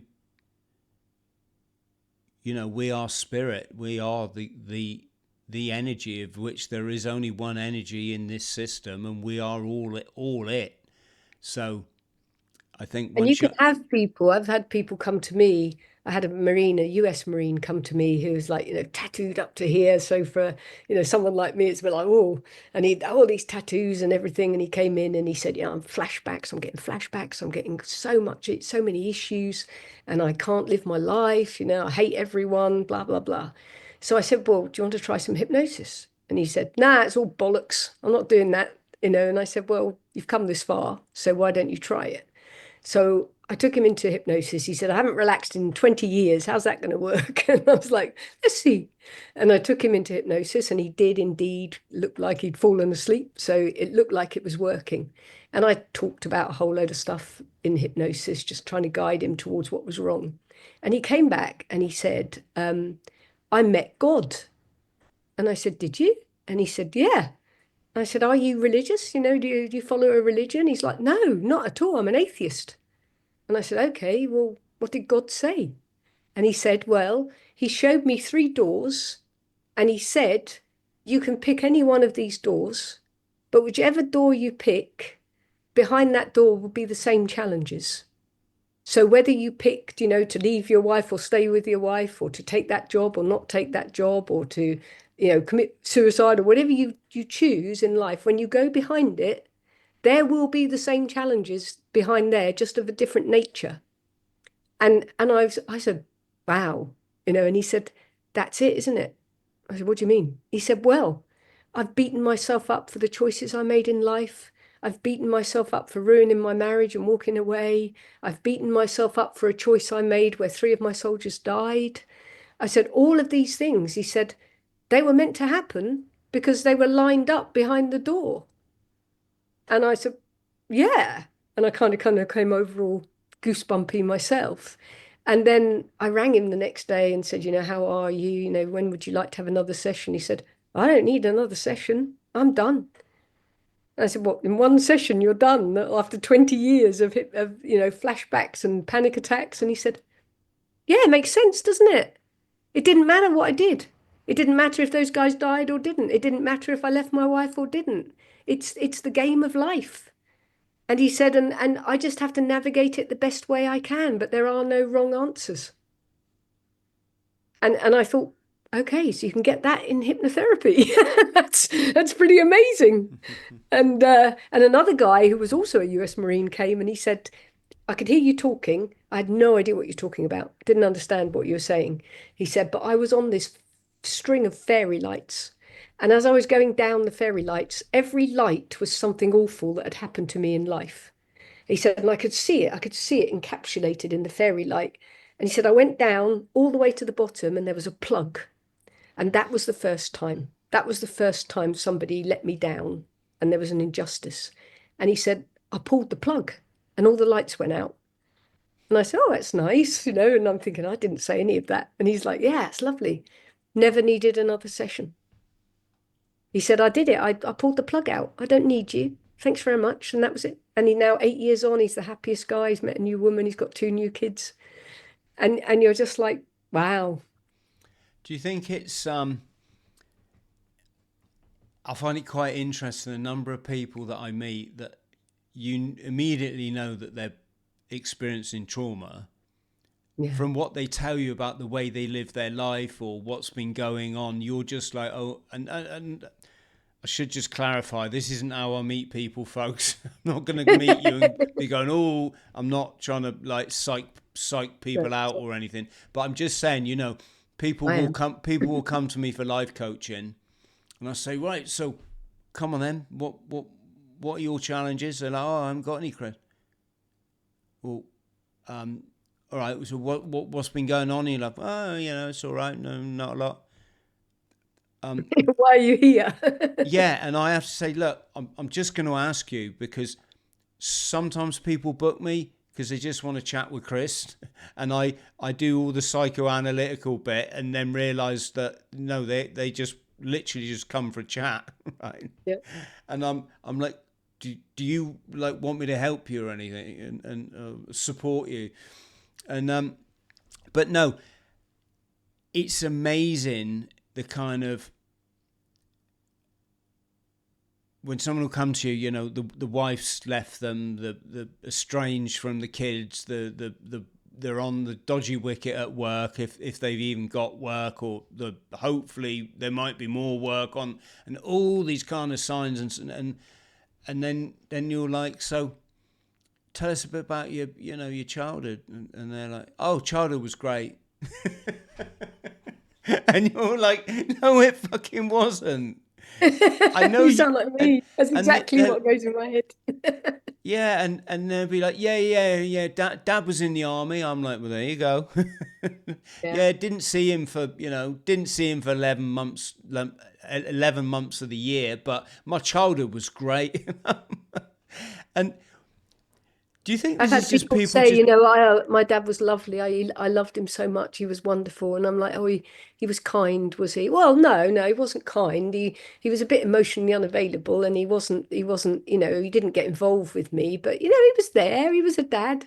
And I say, if you did something wrong, would he sit down with you and explain? And he'd say, no, he'd punch me in the face. And that was his way of discipline. But yeah, it's a man, isn't it? It's normal. Like, no, not for a 3-year-old. That's not normal at all. Yes, just I was interested to see if you'd come across this phenomena. Oh, the thing with me, I see PTSD as Lego. So I see the blocks, and I can see the blocks building. So by the time you've got a house, you've got complex PTSD. But in my view, um, when people come in, they start talking and they talk about all the awful things that are happening in their life, and they talk about what's happened in their life. I very quickly go to childhood, and many people don't like that. And they say, well, I don't want to talk about my childhood. Why should we talk about my childhood? It's not relevant. It's not interesting.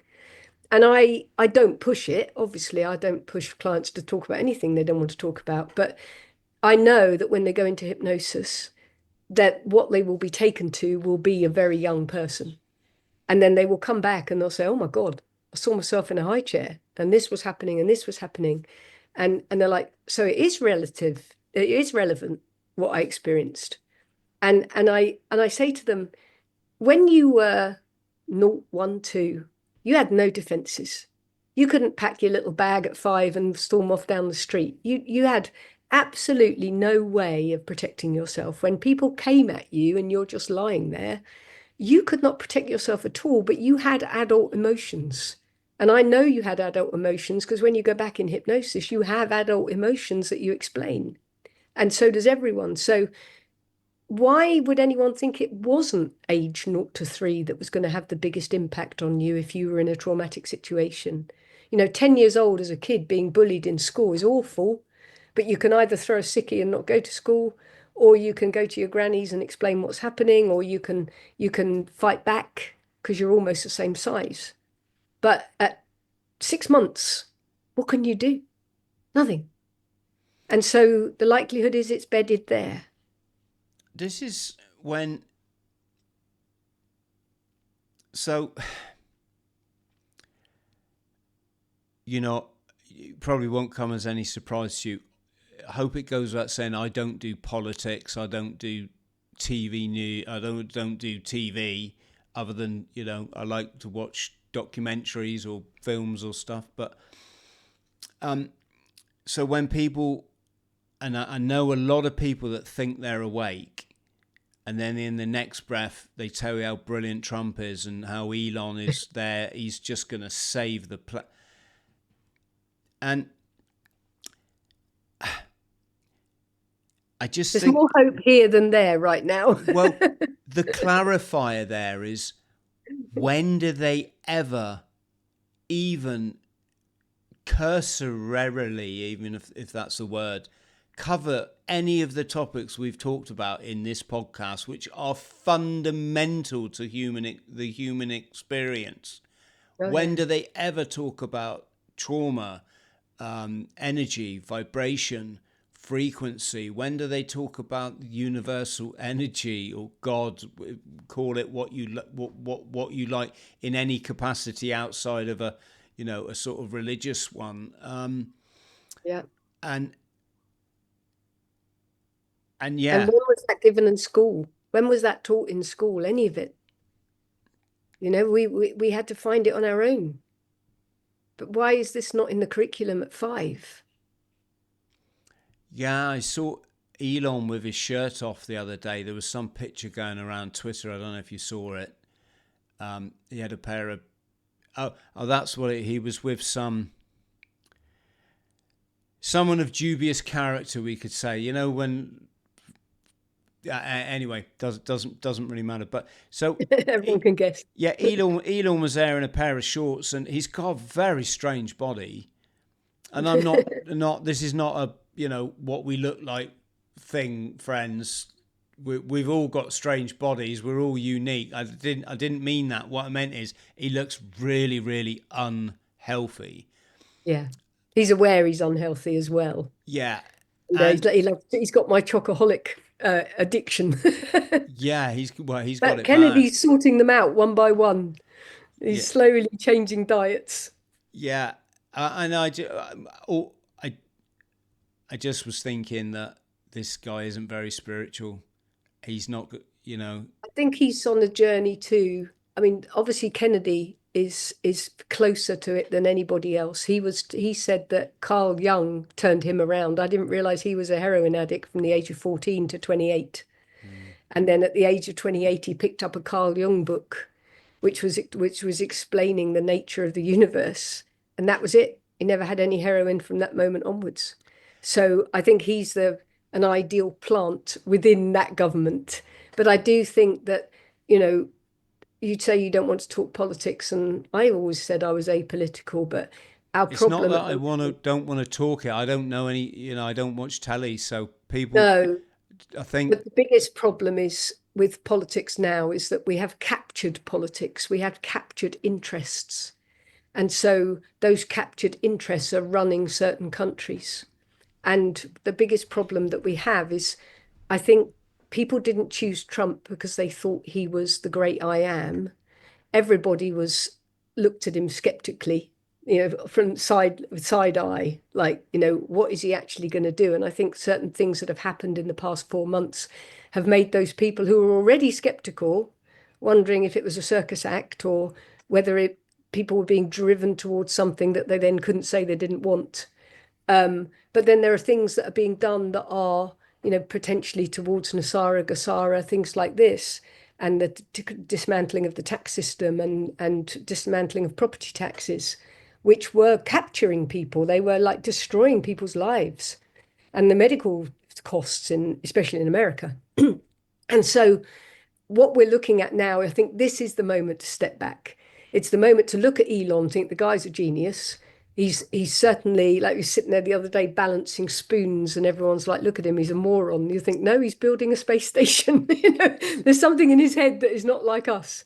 But at the same time, he's still eating processed foods and eating the wrong foods, and he's captured by certain nations. And so Do I you think, think, Sarah, seriously? See, I don't see it like that. I, well, I'm in the States, I suppose, and I'm I just also see a very, guy that genuinely, like, I don't know what the deal is here, or like if this is some sort of scam that's being played, but like he genuinely thinks going to Mars is like a priority when well, maybe we. he knows something we don't. Maybe we all need a ticket. I think he's a very intelligent, interesting person. I think he has faults, like all of us, and I think that he may be not acting in the best interests of us all, but he may be. And I think he's like a young man who is just fascinated by space and everything to space. But I live on the space coast, so I see those rockets go up, every night almost, which makes me worried we're at war in space and don't know about it. But they go up endlessly, and I've seen the They don't progression. go up very far though, do they? I don't Oh think. yeah. Oh, they go to the space station. No, but that's another thing that if you don't watch TV and if you're not aware of what's going on, people's the other day like, oh, his rocket blew up over Eleuthera. That was stupid. He can't do it. The rocket was supposed to blow up. This is the Starliner that's going to go to Mars. It can't go to Mars now. It'll never make it. It hasn't got enough fuel. So they're test flights. But people don't know that. So they think, oh, he blew up a rocket. He'd blown up very few rockets unintentionally in the past 2 or 3 years now. And these rockets are going up and they're getting sleeker and slimmer and less polluting and more powerful. And he himself says, it's not me. I'm the determination. He's the Chris in this organization. No one's going to sleep till we achieve it. But he is using these hive minds, these incredibly intelligent people, to streamline everything. I mean, he not only can return a booster to a ship just offshore so that you haven't got all that pollution in the seawater, but although Do you the crashed believe that? rocket gave pollution, I've Do watched it come down Oh personally. no, no. I mean, I'm asking because I'm interested to know that there was a video. It was about 5 or 6 years ago now when his what was the name of his earliest rocket? It had a something heavy, wasn't it? Or Oh yeah, yeah, Falcon Heavy. Falcon Heavy, Now still Falcon Heavy, but it's a bit lighter. yeah. No, what had happened is it the the rocket had gone up and the boosters were coming back to Earth, and they had Yeah, cameras on them, right? yeah, And this was a video on YouTube, and some very astute observer that had a dog in this fight, obviously, had analyzed these videos and Boeing. got, and he said, guys, it's the same video. The booster on the left is the same video of the booster on the right coming down. They've just slowed it by 3 seconds, so it's 3 seconds out of sync to look like they're different videos coming down. Now, bear with me here. Yeah, When he brought that video out on YouTube, and you were like, "Oh yes, it's the same camera. They're trying to make you think this is two boosters coming down. It's not. It's one." Anyway, overnight they changed the video, and the guy went back on to say, "Hey, red flag here.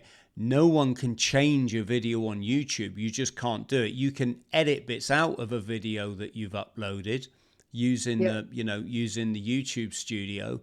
You can't swap bits out." And overnight this video had been swapped out and it had kept all its hits and all its likes and comments, but that segment they'd edited, and it now showed the two completely different landscapes, one where this one landed and one where the other one landed. That's why It is possible that it's like a fake it to make it moment where they wanted to say they could do it. But I have stood at Jetty Park opposite Cape Canaveral, which is about an hour from me, and you watch them come in and you watch them come down and land on the ships. yeah, okay, And then also when the big Starliner rocket is too big to move around. We don't have any sort of vehicle that could move it, so it has to be caught by those chopsticks on the outside of the mast. And you might think, well, that's not true, is it? It looks like Thunderbirds as it comes in anyway because it's such high definition. That's not true. So we went and watched it come in, and I must admit there were a lot of doubters in that audience, in that crowd, who were like, really, you can really do that? And it came in, you think it's going to miss it from where you're standing, and you're literally just across from the pad. There's a stretch of water between you, and you're right by pad 40. And it came in and it just caught it. And then it was able to hold it because they could never have got it back up there again. And then they do what they need to do to it while it's stuck on there so it can be reused and go up again. yeah, So I think there might be people who pick up on it, and maybe that was a false thing where they wanted to say they could already do it and they couldn't if it was 5, 6 years ago. But maybe they want to get funding from NASA, so they'll say, oh, yes, we can do it. Look at our video, and then some guy in Tunbridge Wells pick them up on it. I mean, potentially, but I do know from what I watch in person, here that you see it come down. You see them come down quite clearly, and you see them come off the rocket, even if you're just at home by the pool. And then as it comes in, it kicks a start an engine, so the burner starts again. And you see the two of them coming down if you're not up at Canaveral, and then you see them land even from where I am, an hour south. So something's up there and something's coming down, and it comes once the burner kicks in, it comes down on a very slow trajectory. Before that, it's just falling from the rocket, and then it's about, I don't know how far it is above the ground, but at some point the burner kicks up again, and then it comes down very slowly and lands very slowly. So I think that's also the problem. It highlights to me the problem of not staying across everything. It's like, okay, this is a bigger challenge. I've got to stay across everything at the same time as being disengaged and observer because you need to have those guys picking up those things. And I'm not political. I've never voted in my entire life. I felt journalists should never vote. You shouldn't have a dog in the fight ever. And so I've remained with a foot in each camp. But I was very worried where we were headed before November. I've got a 29-year-old son, who could be activated in 3 countries. He can be drafted in France, America, and the UK. And that worries me. And so I was very, very worried. And having been a lifelong lefty liberal Democrat my entire life, suddenly this party was no longer liberal lefty Democrat. I mean, really, I'm a centrist, I guess. I sit on both sides of the fence. So I think that what we have might be better, but equally, we might all be blown to smithereens next week. But I've kind of come to terms with that and accepted if that happens, then I've had a really good life. So never mind. Yeah. I don't have a 9-year-old. It's probably, we could chat for ages on this topic alone. I think a lot of people would say Trump's been the best president ever for Israel. It's a low bar. And I think I think the Israel thing worries a lot of people, even his core base. They're very worried. Yes. And there's a lot of hope that they're misinterpreting. And so, but don't think that the other people weren't also very good for them. So it's like, is it just a uniparty? And I think that the more we can just detach from it, and if they are going to blow us to smithereens, well, it was going to happen anyway. Don't worry about it. Enjoy today. But I think that the more we can detach from it and focus on ourselves and focus on dealing with our own issues and everything that's in our household, the more that we can make life better for ourselves. I think we make life better. If we are all part of a universe, then we need to do the best we can in our lives to clear the difficulties. I read something once where it said you can't ascend if you're carrying anger, guilt, pain, lust. And I remember thinking, lust? Why can't we have lust? You're going to take the rest, but I want that one. And it was like, no, because these are 3D feelings and sensations.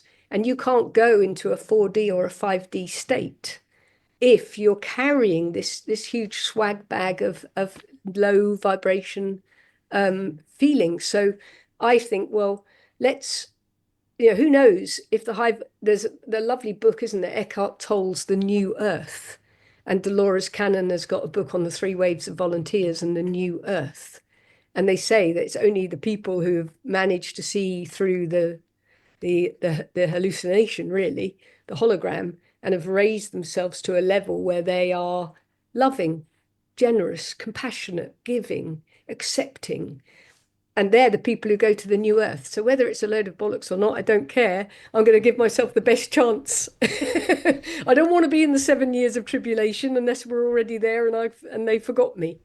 So, but there's another option in 7 years' time. So I think what you do, the life coaching, the helping, the putting yourself forward as an example of where you can get to.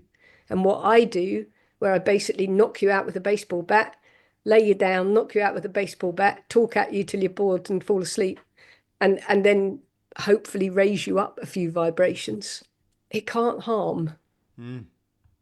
Yes, well, friends at home, you know where to get hold of Sarah because I've been flashing the uh, um, website up on the screen, and also there'll be details below.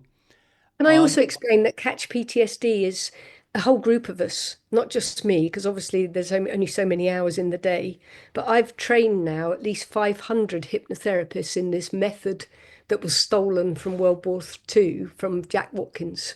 And all these hypnotherapists are worldwide and also work online. So you can pick any of them. There's ex-soldiers in there, ex-police, ex-doctors, or doctors, I think they're still doctors, and they're all using this exact same method. So a lot of the problems with people with PTSD is they go to a therapist and it's Russian roulette. It's pot luck whether you get someone who understands you, isn't it? And all the guys in my book that they people can have for free there, download for free. It was pot luck for them who they got as a therapist. So I'm trying to take the pot luck out of it. So if you like, you think, well, she's a bit odd. I don't want to go to some bohemian hippie, but I'd like to go to an ex-soldier who would understand the vernacular and the acronyms. You can go on there, you can look up the ex-military. There's 7 or 8 of them in there, and you can contact them, and you'll get the exact same treatment as I would give you. Exactly the same. And some men might think, I don't want to go to a woman, I want to go to a man. And Gareth Evans is a tank commander. He's on there. There's other guys on there. And so that if you can pick and choose who you want, knowing you're going to get the same treatment. And that is why we made Catch PTSD, and you can see where everyone is. Most of them give free consultations. Most of them have their own videos and their own publications you can read for free. And so really, if you are, whether they're at your stage, Chris, where you just might need just another little bit to find out that final piece of the puzzle, or whether you're sitting there today thinking, I can't even go into the kitchen and get a bowl of cereal, there is help there, that people can help you. And we're building that out every day. There's 100 people on there. I trained 500. There's only 100 on there. There's a reason for that, because they're the best. And wow. so we want to make sure that it's as easy as BetterHelp in the States, but sure that someone understands everything about your PTSD. Complete change of topic here. The elephant video on your Twitter. What was the murder one? No, the elephant that dies in the zoo, and his partner can't wake her up. Very sad, isn't it? Ah, God, that knocked me for six. That one. I must be getting old and silly or something. But I'm an animal lover, as you yeah, can tell. folks, I won't play the video. I'll just No, it's too um, bad. but I'll just show you where it is on Sarah's Twitter, and you can go and have a look. There's something really moving around. Don't watch now if it's not a good day for you, or this is not probably what you want to see. But I'm going to just show it now. It was these two elephants they look like they're in the zoo, partners for 25 years.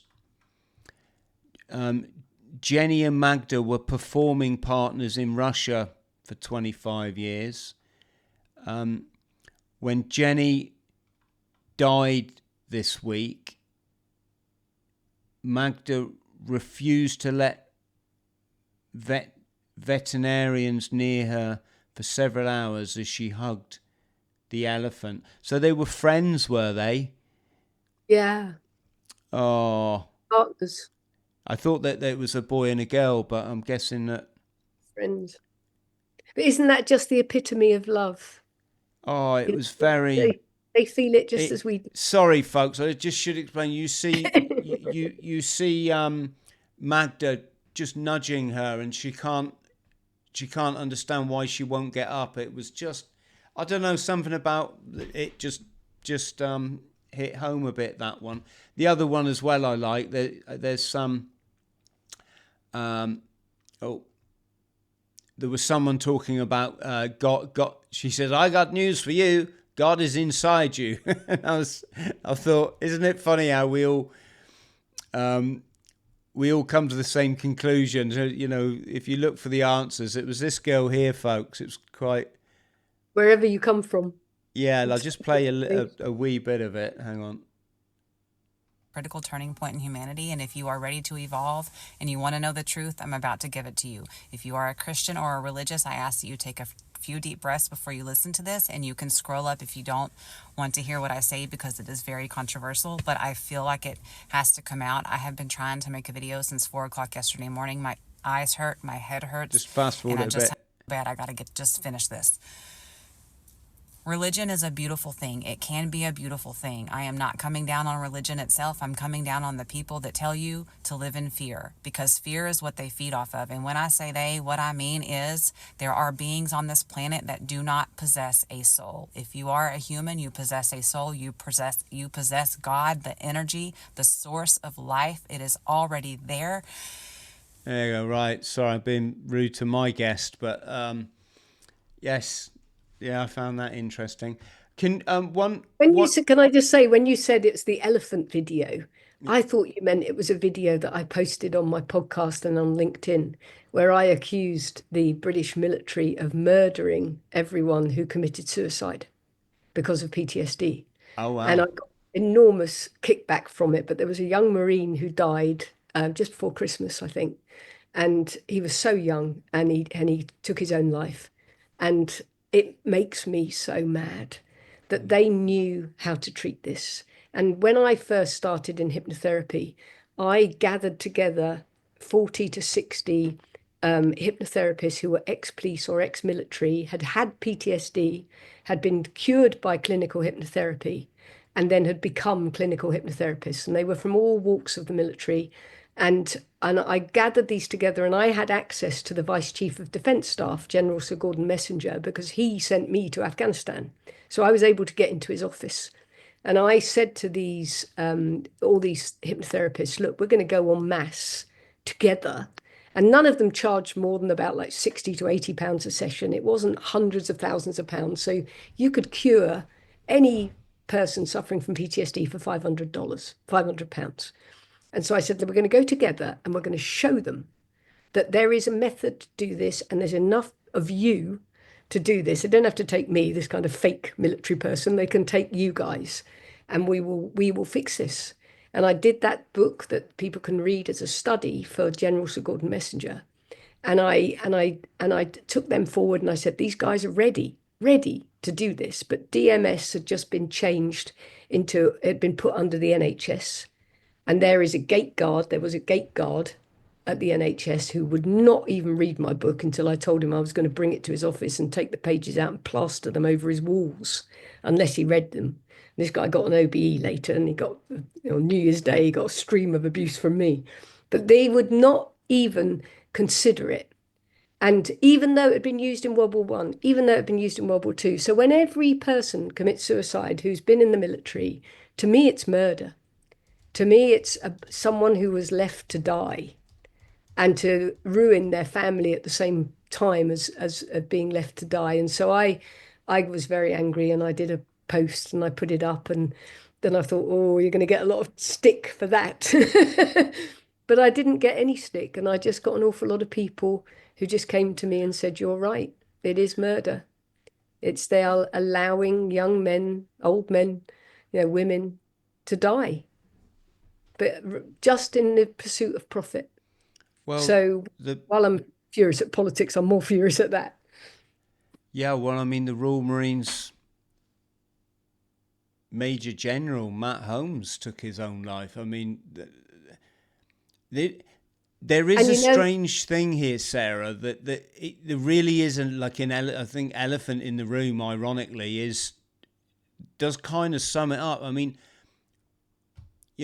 when you're, I can't even remember the terminology, but I believe commandant was his position.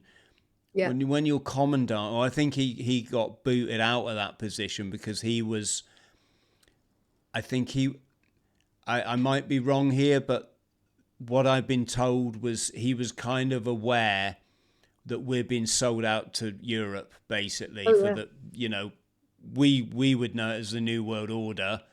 I guess he would have just seen the erosion of kind of independence of forces like the Marines being sold out to Brussels and this kind of stuff. And this is the problem, that PTSD is a moral injury. And the military personnel are so moral. I mean, I know there's a few bad eggs, and there have always been, but in general, they are so moral, and they have to watch these political shenanigans and agree with them.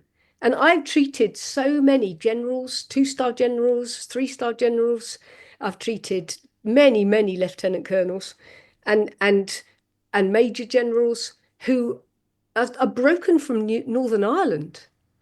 No one talks about Northern Ireland, but of course that's when they were most vulnerable. They were used as sniper bait.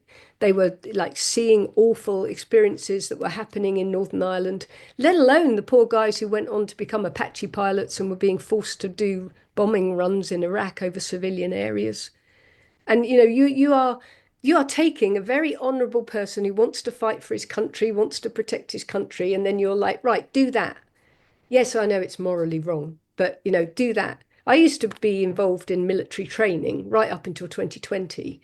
And after Afghanistan, coming back as a simulated media operator, I was supposed to get hold of you while you're bombing a fake village and then say, you just killed everybody in the mosque. How do you feel about that? That was your decision. You went in, your people just fired a javelin into that nursery school.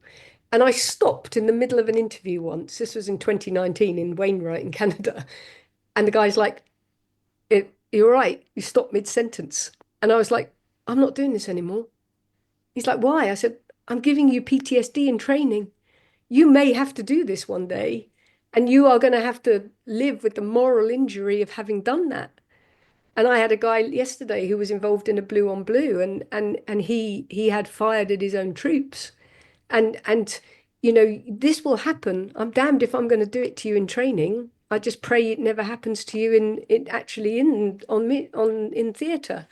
And I think that is the whole crux of PTSD in the military. Yes, civilians get PTSD too. It's always a moral injury, but you're setting these people up to have to live with things that they can't live with, they can't accept. And when you've got the whole upper echelons of the British military walking around with PTSD from their very first, theatre and contacts, you have a major problem. And when you go into the upper echelons of the military and you sit with them, which I can do because they weren't the upper echelons in 2010 when I was sent, I was their mentor. When you go in, they are scared. They're scared of what they're feeling, what they're suffering. Many of them are taking substances because they can't cope. And every decision they're making at that level is potentially sacrificing younger soldiers. So it's a massive moral dilemma, and PTSD is the result of it.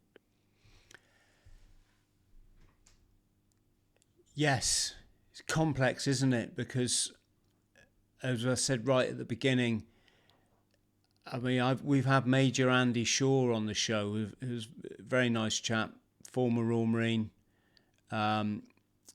and in the Falklands, he was telling me, he had to return to his base after this fighting patrol, in which he saw a section patrolling along, perceived it was the enemy. They went to ground. He gave his lads the order to fire, and it turned out to be another section of Marines.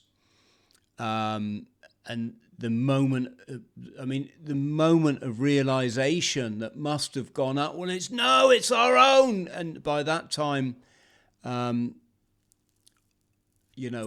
think at least one of the chaps was killed. I think also I met that chap's son. I've met a lot of people through this podcast. Apologies.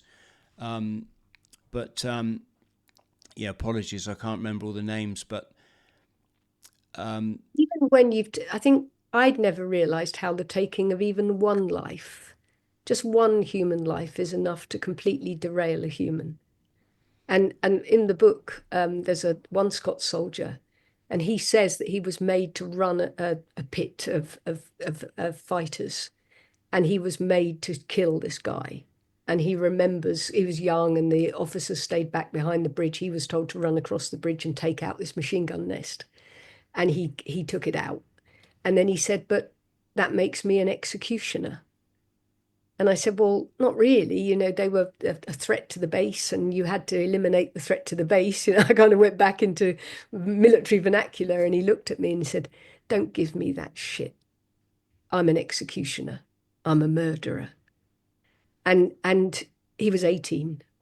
And you think, well, he's right, isn't he? Because we're not made to take each other's lives. You know, we're not morally, we can't do that. And so even though he had to do it even to save his own life, a few have had to take lives to save their own lives, but then they're like, well, why should I live? You know, why should I have children and why should they grow up? And this guy didn't get to live and didn't get to have children and grow up. And I think that's the problem of war. You know, you don't know this other person. You don't know what's put them there. I mean, we were dropping bombs out of hot air balloons on guys who were laying IEDs under the roads in Afghanistan. But we knew full well that the family of that guy was probably tied up somewhere in a compound somewhere, and he had been forced to go and do that because, you know, the Taliban, if they exist, had forced him to go and lay that IED. And so he got killed. Mm.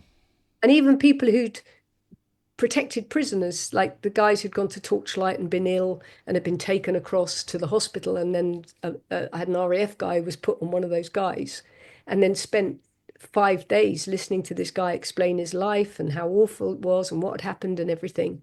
And then they came and took him away, and he never saw him again. And he said, I should have jumped in front and not let the RMPs take him away. I should have said no. And I should have protected him. You know, he was a human who'd been through hell. And okay, he was Afghan, but I should have protected him. Why did I let them take him? And I'm like, you couldn't have stopped them. It was not possible, but that guy is suffering from what happened to someone who you would deem our enemy. I think it's when we realize they're not our enemy. They're just another human. Yes. Well, I think fortunately people are coming to realize that, and also that the vast majority of these conflicts are all instigated by the same dark network. And Yes. I get a lot of youngsters. You know, I'm quite responsible for quite a lot of people joining the Marines, and I'm not. I don't. That, believe me, that's not something to be proud of. It's just the way it is. But I've said to each and every one of them, you know, if you want to join the Marines, yeah, I get it. You know, I know what it did in my life when I was homeless and living in my car. But There's just, something special about that camaraderie. As a civilian who was suddenly put into it and who would have said, like, if my son said he wanted to join the military, I'd break his arms, you know, and then to be there myself. And you're a special people. You're unbelievably special humans. And I think a lot of the people who go into the Marines, they need that. They need the guidance. They need a real family and people you can rely on, fun, you know, laughing while you've got mortars coming down on top of you. You know, you're a special type of people.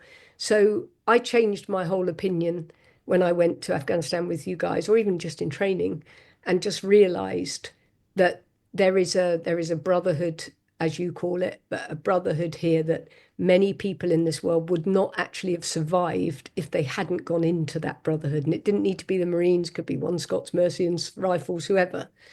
And so I think that it's part of their journey, and who you brought in was attracted to it in the first place. yes. And you know that from the number of OCs who have to go to court for about 3 months before you deploy, pulling out all their people who've been involved in fights and everything and saying, you know, don't put them in prison, we'll take them to Afghanistan. And the judge might have thought, well, that's a good punishment, and not realized it wasn't a punishment. It was Yeah.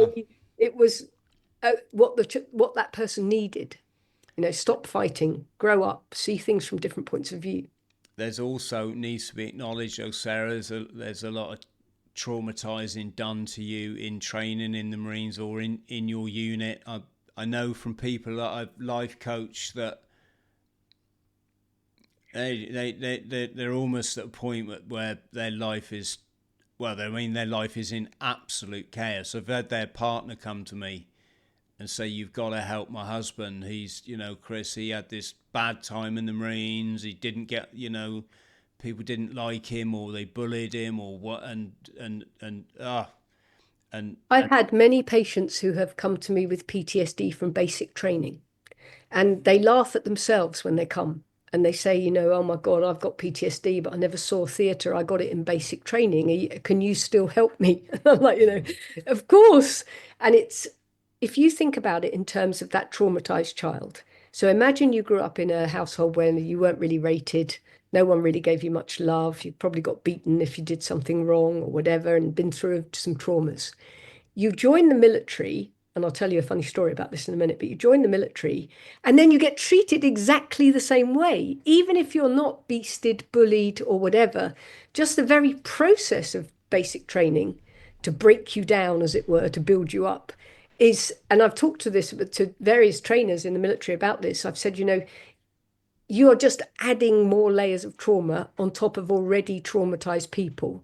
And yes, some of them will come through and come out the other side as fighters, but they'll bring that extra trauma through with them. I had a Marine who was waterboarded in basic training, and this completely broke him.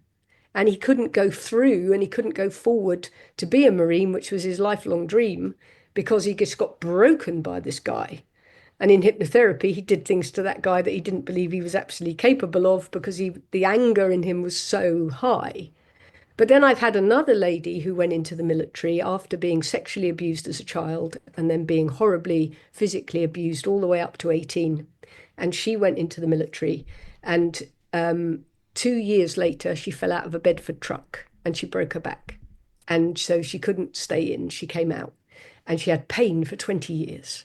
And so when she came to me, she had this awful pain, and we went into hypnosis, and we said, why has she got this pain? Anything should heal after 20 years. And she had other anxiety and worries and issues. And the part came forward to her, appearing like in a dream in hypnosis, and said to her, I can't believe you put us in the military. We didn't want to go in the military. We'd had a horrible life up to 18, and then you insisted on going in the military. So I pushed you out of that Bedford truck so that you would be hurt and couldn't stay in the military. And she came back and I said, do you believe that? Do you believe that part of you made you fall out of the truck? And she said, well, the weirdest thing is, she said, when I fell, I felt like someone pushed me. And when I was on the floor, I'm like, which of you bastards pushed me out of this truck? Look, I'm really hurt. And she said, everyone on the truck's like, we didn't push you. Don't be daft. Why would we push you off a Bedford truck? It's so high. And but the ego part said, enough. We're not staying in the military. We're getting out. So imagine what you're taking into basic training. This little clutch of people, most of them probably don't want to be there. And so when you see someone failing in basic training, as I said to the infantry school in Catterick, I said to him, to the commander of the infantry school in Catterick, let me in there. Give everyone hypnotherapy. Don't stigmatize it. Say that as part of basic training, to help you with pain, to help you with sleep, to help you with everything, you're going to do hypnotherapy. And SAS have got clinical hypnotherapists on staff. So it's like, let me in there and we'll clear the coffee cup of trauma before you take them forward and put them in theatre and give them more stuff in the coffee cup. And they wouldn't let me do it. But interestingly, the commander of ITRC, or whatever it's called, he's now using clinical hypnotherapy in the corporate world. I don't know if cleansing people of their past trauma is what the military would want, Sarah. I think They get it now. They get it now because this guy who was with me in Afghanistan as a lieutenant colonel and then took over the school, he said to me, I've got people self-harming in the barracks. What do I do? And I said, you don't give people resilience by ladling it on their head. You take away what's already weighing them down, so there's space for more. And I thought he didn't listen to me. And I said to him, look, seriously, Sandhurst, give me them all. And it looked like I was touting for business, but it wasn't. It was a passion in me. I'll do it for free. Let me into Sandhurst, and I tried to get in there, but they were like, ugh. But it's you, if you've got people, police recruits, I work for the police federations in the UK, they've got people self-harming. They've got people who've been sexually abused as children, and they're assigning them to domestic abuse units without any thought about what's happened to them in the past. And so just as the awakening of everything is happening, I pray that they will begin to understand, that they won't block it. The Surgeon General, who was retiring in 2010, who then went over to King's College London, was totally invested in what I was doing. He said, it's amazing. And he said, I can't believe what you're achieving. And then he walked into King's College London and they shut him down. And he wanted to make it available to every officer in the military that at some point is probably going to be responsible for someone's life. And he was totally dedicated to it. He said, I'm going to do this. I'm going to go over there and I'm going to set up a program where officers can have access to clinical hypnotherapy. And then he'd been there 2 weeks and he was like, I can't talk to you anymore. I'm like, really? So the more people understand that it works, the more they realize it's got a basis in history, the more they realize it was used. They were using it in the Civil War so they could take people's legs off without any pain. I was trained, my training is to work in a hospital so that you can have your appendix out while you're in hypnosis.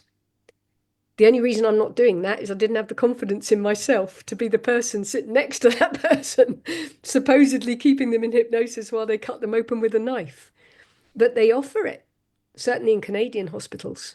So it really, your brain has unlimited power. As you said, you create your own reality. You manifest your own reality. So why would hypnosis not work? On that note, I shall say this has been a fascinating chat. Can I just Sarah. add one thing before we stop? Yeah, about of course virtual cocaine and virtual heroin that you we never got to that, did we? Yes. which I think people might find useful. Can I just say one thing before you do? Friends out there, if you've been affected by what we've been talking about, you've got Sarah. Well, you've got to reach out and get support. It's that simple. Anyone can talk to me for free. They don't have to engage in treatment. Yeah. So if they want someone to understand what we've been talking about, they want to talk about it more, just tell them, ring me up. I don't even care if it's 2 o'clock in the morning. I'll chat whenever. Okay, virtual. I don't know if we keep saying that word, we're probably going to get in trouble. Virtual C and virtual H. Yeah, virtual C and virtual H, folks. We're referring to the the stuff that people end up addicted to. Does that help you? So I'll say it quickly because I know we're out of time, but I just want people to know that if they're using any form of substance or any form of alcohol to try to keep symptoms under control, what they're doing is coping mechanisms. It doesn't matter whether you're tapping yourself on the forehead or taking C. It's the same thing. And therefore, what I found that in LA, in the rehab clinics, the very expensive rehab clinics, they were using hypnotherapy to recreate the feeling of having had the drug so that people could go off the drug very quickly without the pain and the withdrawal and all this. And that interested me because I'm thinking, well, how does that work? How can you not have withdrawal by doing that? So basically, you can use hypnotherapy. You take someone into a deep trance. You ask them before they go in, how do you get this stuff? What goes through your head? How do you achieve it? Who do you call? What do you do when you get it? Because I'm really naive on then all those issues. And I'm not now. And I learn how they use it, what they do. And I then, when they go into hypnosis, I tell the body to imagine the whole process in intricate detail, right down to putting your shoes on to go out the front door to meet someone. And I take them through the whole process of getting it, using it, and what it feels like afterwards.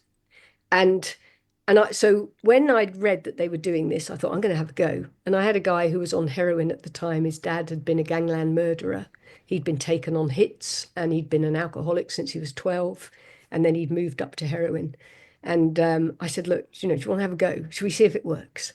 And he's like, yeah. So I said, all right. So we went into hypnotherapy and we did it. And when he came out, he's like, oh my God, that works. It feels exactly the same. And I said, okay, I'll make it into a recording, and then you can use it instead of using H. You can use it, and then we still need to go through the sessions of hypnosis, because otherwise what's inside you will override what you're feeling. But you can use it until. So he said, okay, took it home, and he used to sit in the toilet before the kids got up in the morning because he couldn't face a school run. He was too scared to go on the school run. He couldn't handle anything. He said, I put the headphones on and I watched Teletubbies. He said, I can tell you Teletubbies while taking H is a completely different experience. And I said, okay. And he said, I'm using it 4 times a day. I haven't touched any H in 2 weeks. He said, I have no withdrawal at all. I have nothing. And he said, and this is a completely different experience. And he said, and in one of them, when I was in hypnosis and I was experiencing it, he said, I suddenly got this vision of an 11-year-old me sitting there taking the H from me. He said, and I realized it's not me that wants the H. It's this 11-year-old that is so broken and so depressed that I'm feeding him. And by seeing that and understanding that, he came right the way through, and with 6 sessions of hypnosis, he came out the other end with everything resolved, and he didn't even need the recordings. And then I had another guy who was on 48 grams of C a week and was really struggling. And so I said, like, should we try it for C as well? And he said, yeah, go on. And we did it. And he went from 48 to nothing in a week. But he said, I'm still seeing the guy who gives it to me. And I said, well, why? He said, well, what if it stops working? And then I'll have lost the guy who serves me. So I've got to do it. So he said, I'm putting it all in the toilet system. And then when we finished hypnosis, he took it all and handed it in at the police station and explained what he'd done and said, I'm done, I'm finished. And they were like, whoa, okay. And then I had another young man who was using and was quite desperate. And he said, the virtual C, as it were, is better than the real thing, because normally when you take it, apparently the first hit is great and then subsequent hits aren't as good as the first hit. And he said, with this, every time I listen, it's like the first hit. So the reason I don't offer it for marijuana or alcohol is because I actually think marijuana is a positive thing, because it takes you to the same state as hypnosis, unguided, but it takes you into a level of trance that is very similar to hypnosis. And to be honest, a lot of my SAS guys who come to me, they actually take cannabis before they come, or they'll say, can I smoke while I'm here? And I'm like, yeah, go ahead. And they get a better experience in hypnosis because they're doubling up. And alcohol, I don't worry about alcohol, because even if someone is drinking really, really heavily, it's not illegal. And over 6 weeks, their need for that is just going to vanish. And if anyone doubts that, just get that free book and listen to the tank commander in there who was drinking for 20 years and suddenly isn't and is now socially drinking. And so alcohol's not a problem. Alcohol is a symptom of a problem. So you can carry on drinking alcohol. I don't ask anyone to be dry before they come to me. Absolutely not. You're coming to me because you need it. So never. I don't ask anyone to get over their anger before they come to me. I mean, how stupid is that? I'm sorry, I'll take this out on combat stress right now, but do not ever tell anybody they can't come for treatment because they're angry. They need the treatment because they're angry. So I get a lot of people from combat stress who, like, they wouldn't let me in because I was angry. Like, too bloody right, I'd be angry on your behalf. And so you don't need it for marijuana, which also is, I think, maybe slightly illegal, but not really, not here. But just for those things that are going to get you put in prison, or going to take all your family funds, or, cause you massive issues, there's a way to not lose it until you don't need it. Incredible. Well, oh, and one more thing very quickly, testosterone. If you think you've got PTSD, go and get a testosterone test if you're a man, because soldiers, military people are critically short of testosterone because the adrenal glands create adrenaline and cortisol and testosterone. So if you're demanding of your body every time you go to work, excess levels of adrenaline, it stops producing testosterone. And the symptoms of low testosterone are exactly the same as the symptoms of PTSD. So always have a testosterone test, because you can raise your testosterone with foods. Don't go for the patches, they're dangerous, but foods. And if they tell you your testosterone level is 250 in the UK and it's normal, yes, it's normal for a 90-year-old man. If you're 45, it's not normal. So an 18-year-old should be at 3,000 and a 90-year-old man should be at 250. So depending on your age, work out yourself whether it's normal, not whether the NHS says it's normal. And then use testosterone boosting foods and a reduction of stress to raise your testosterone, and your symptoms may just vanish. Sarah, stay on the line so I can thank you properly when I push the record button off.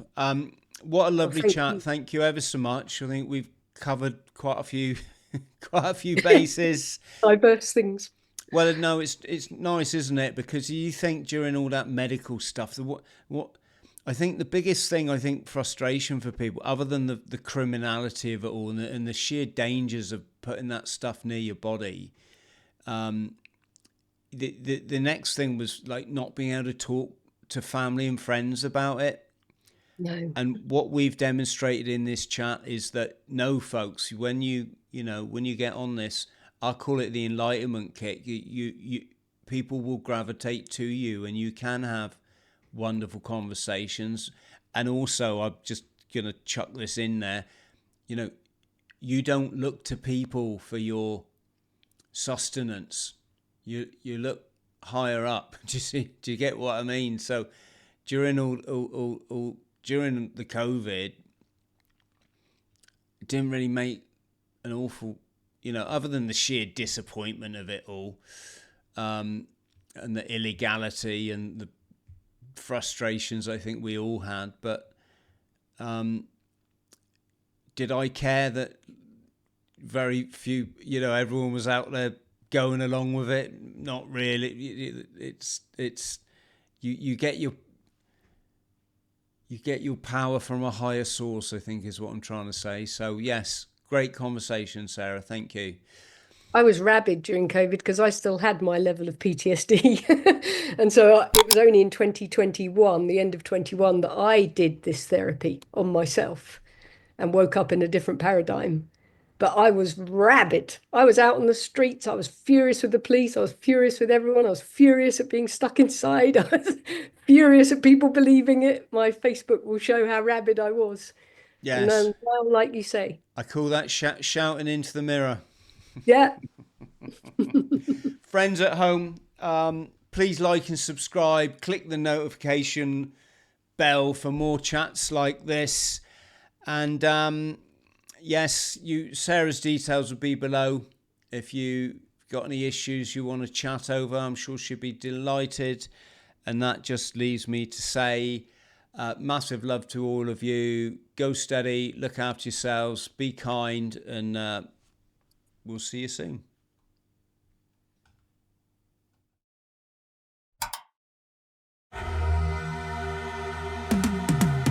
Cause I've been living life right like I could just die.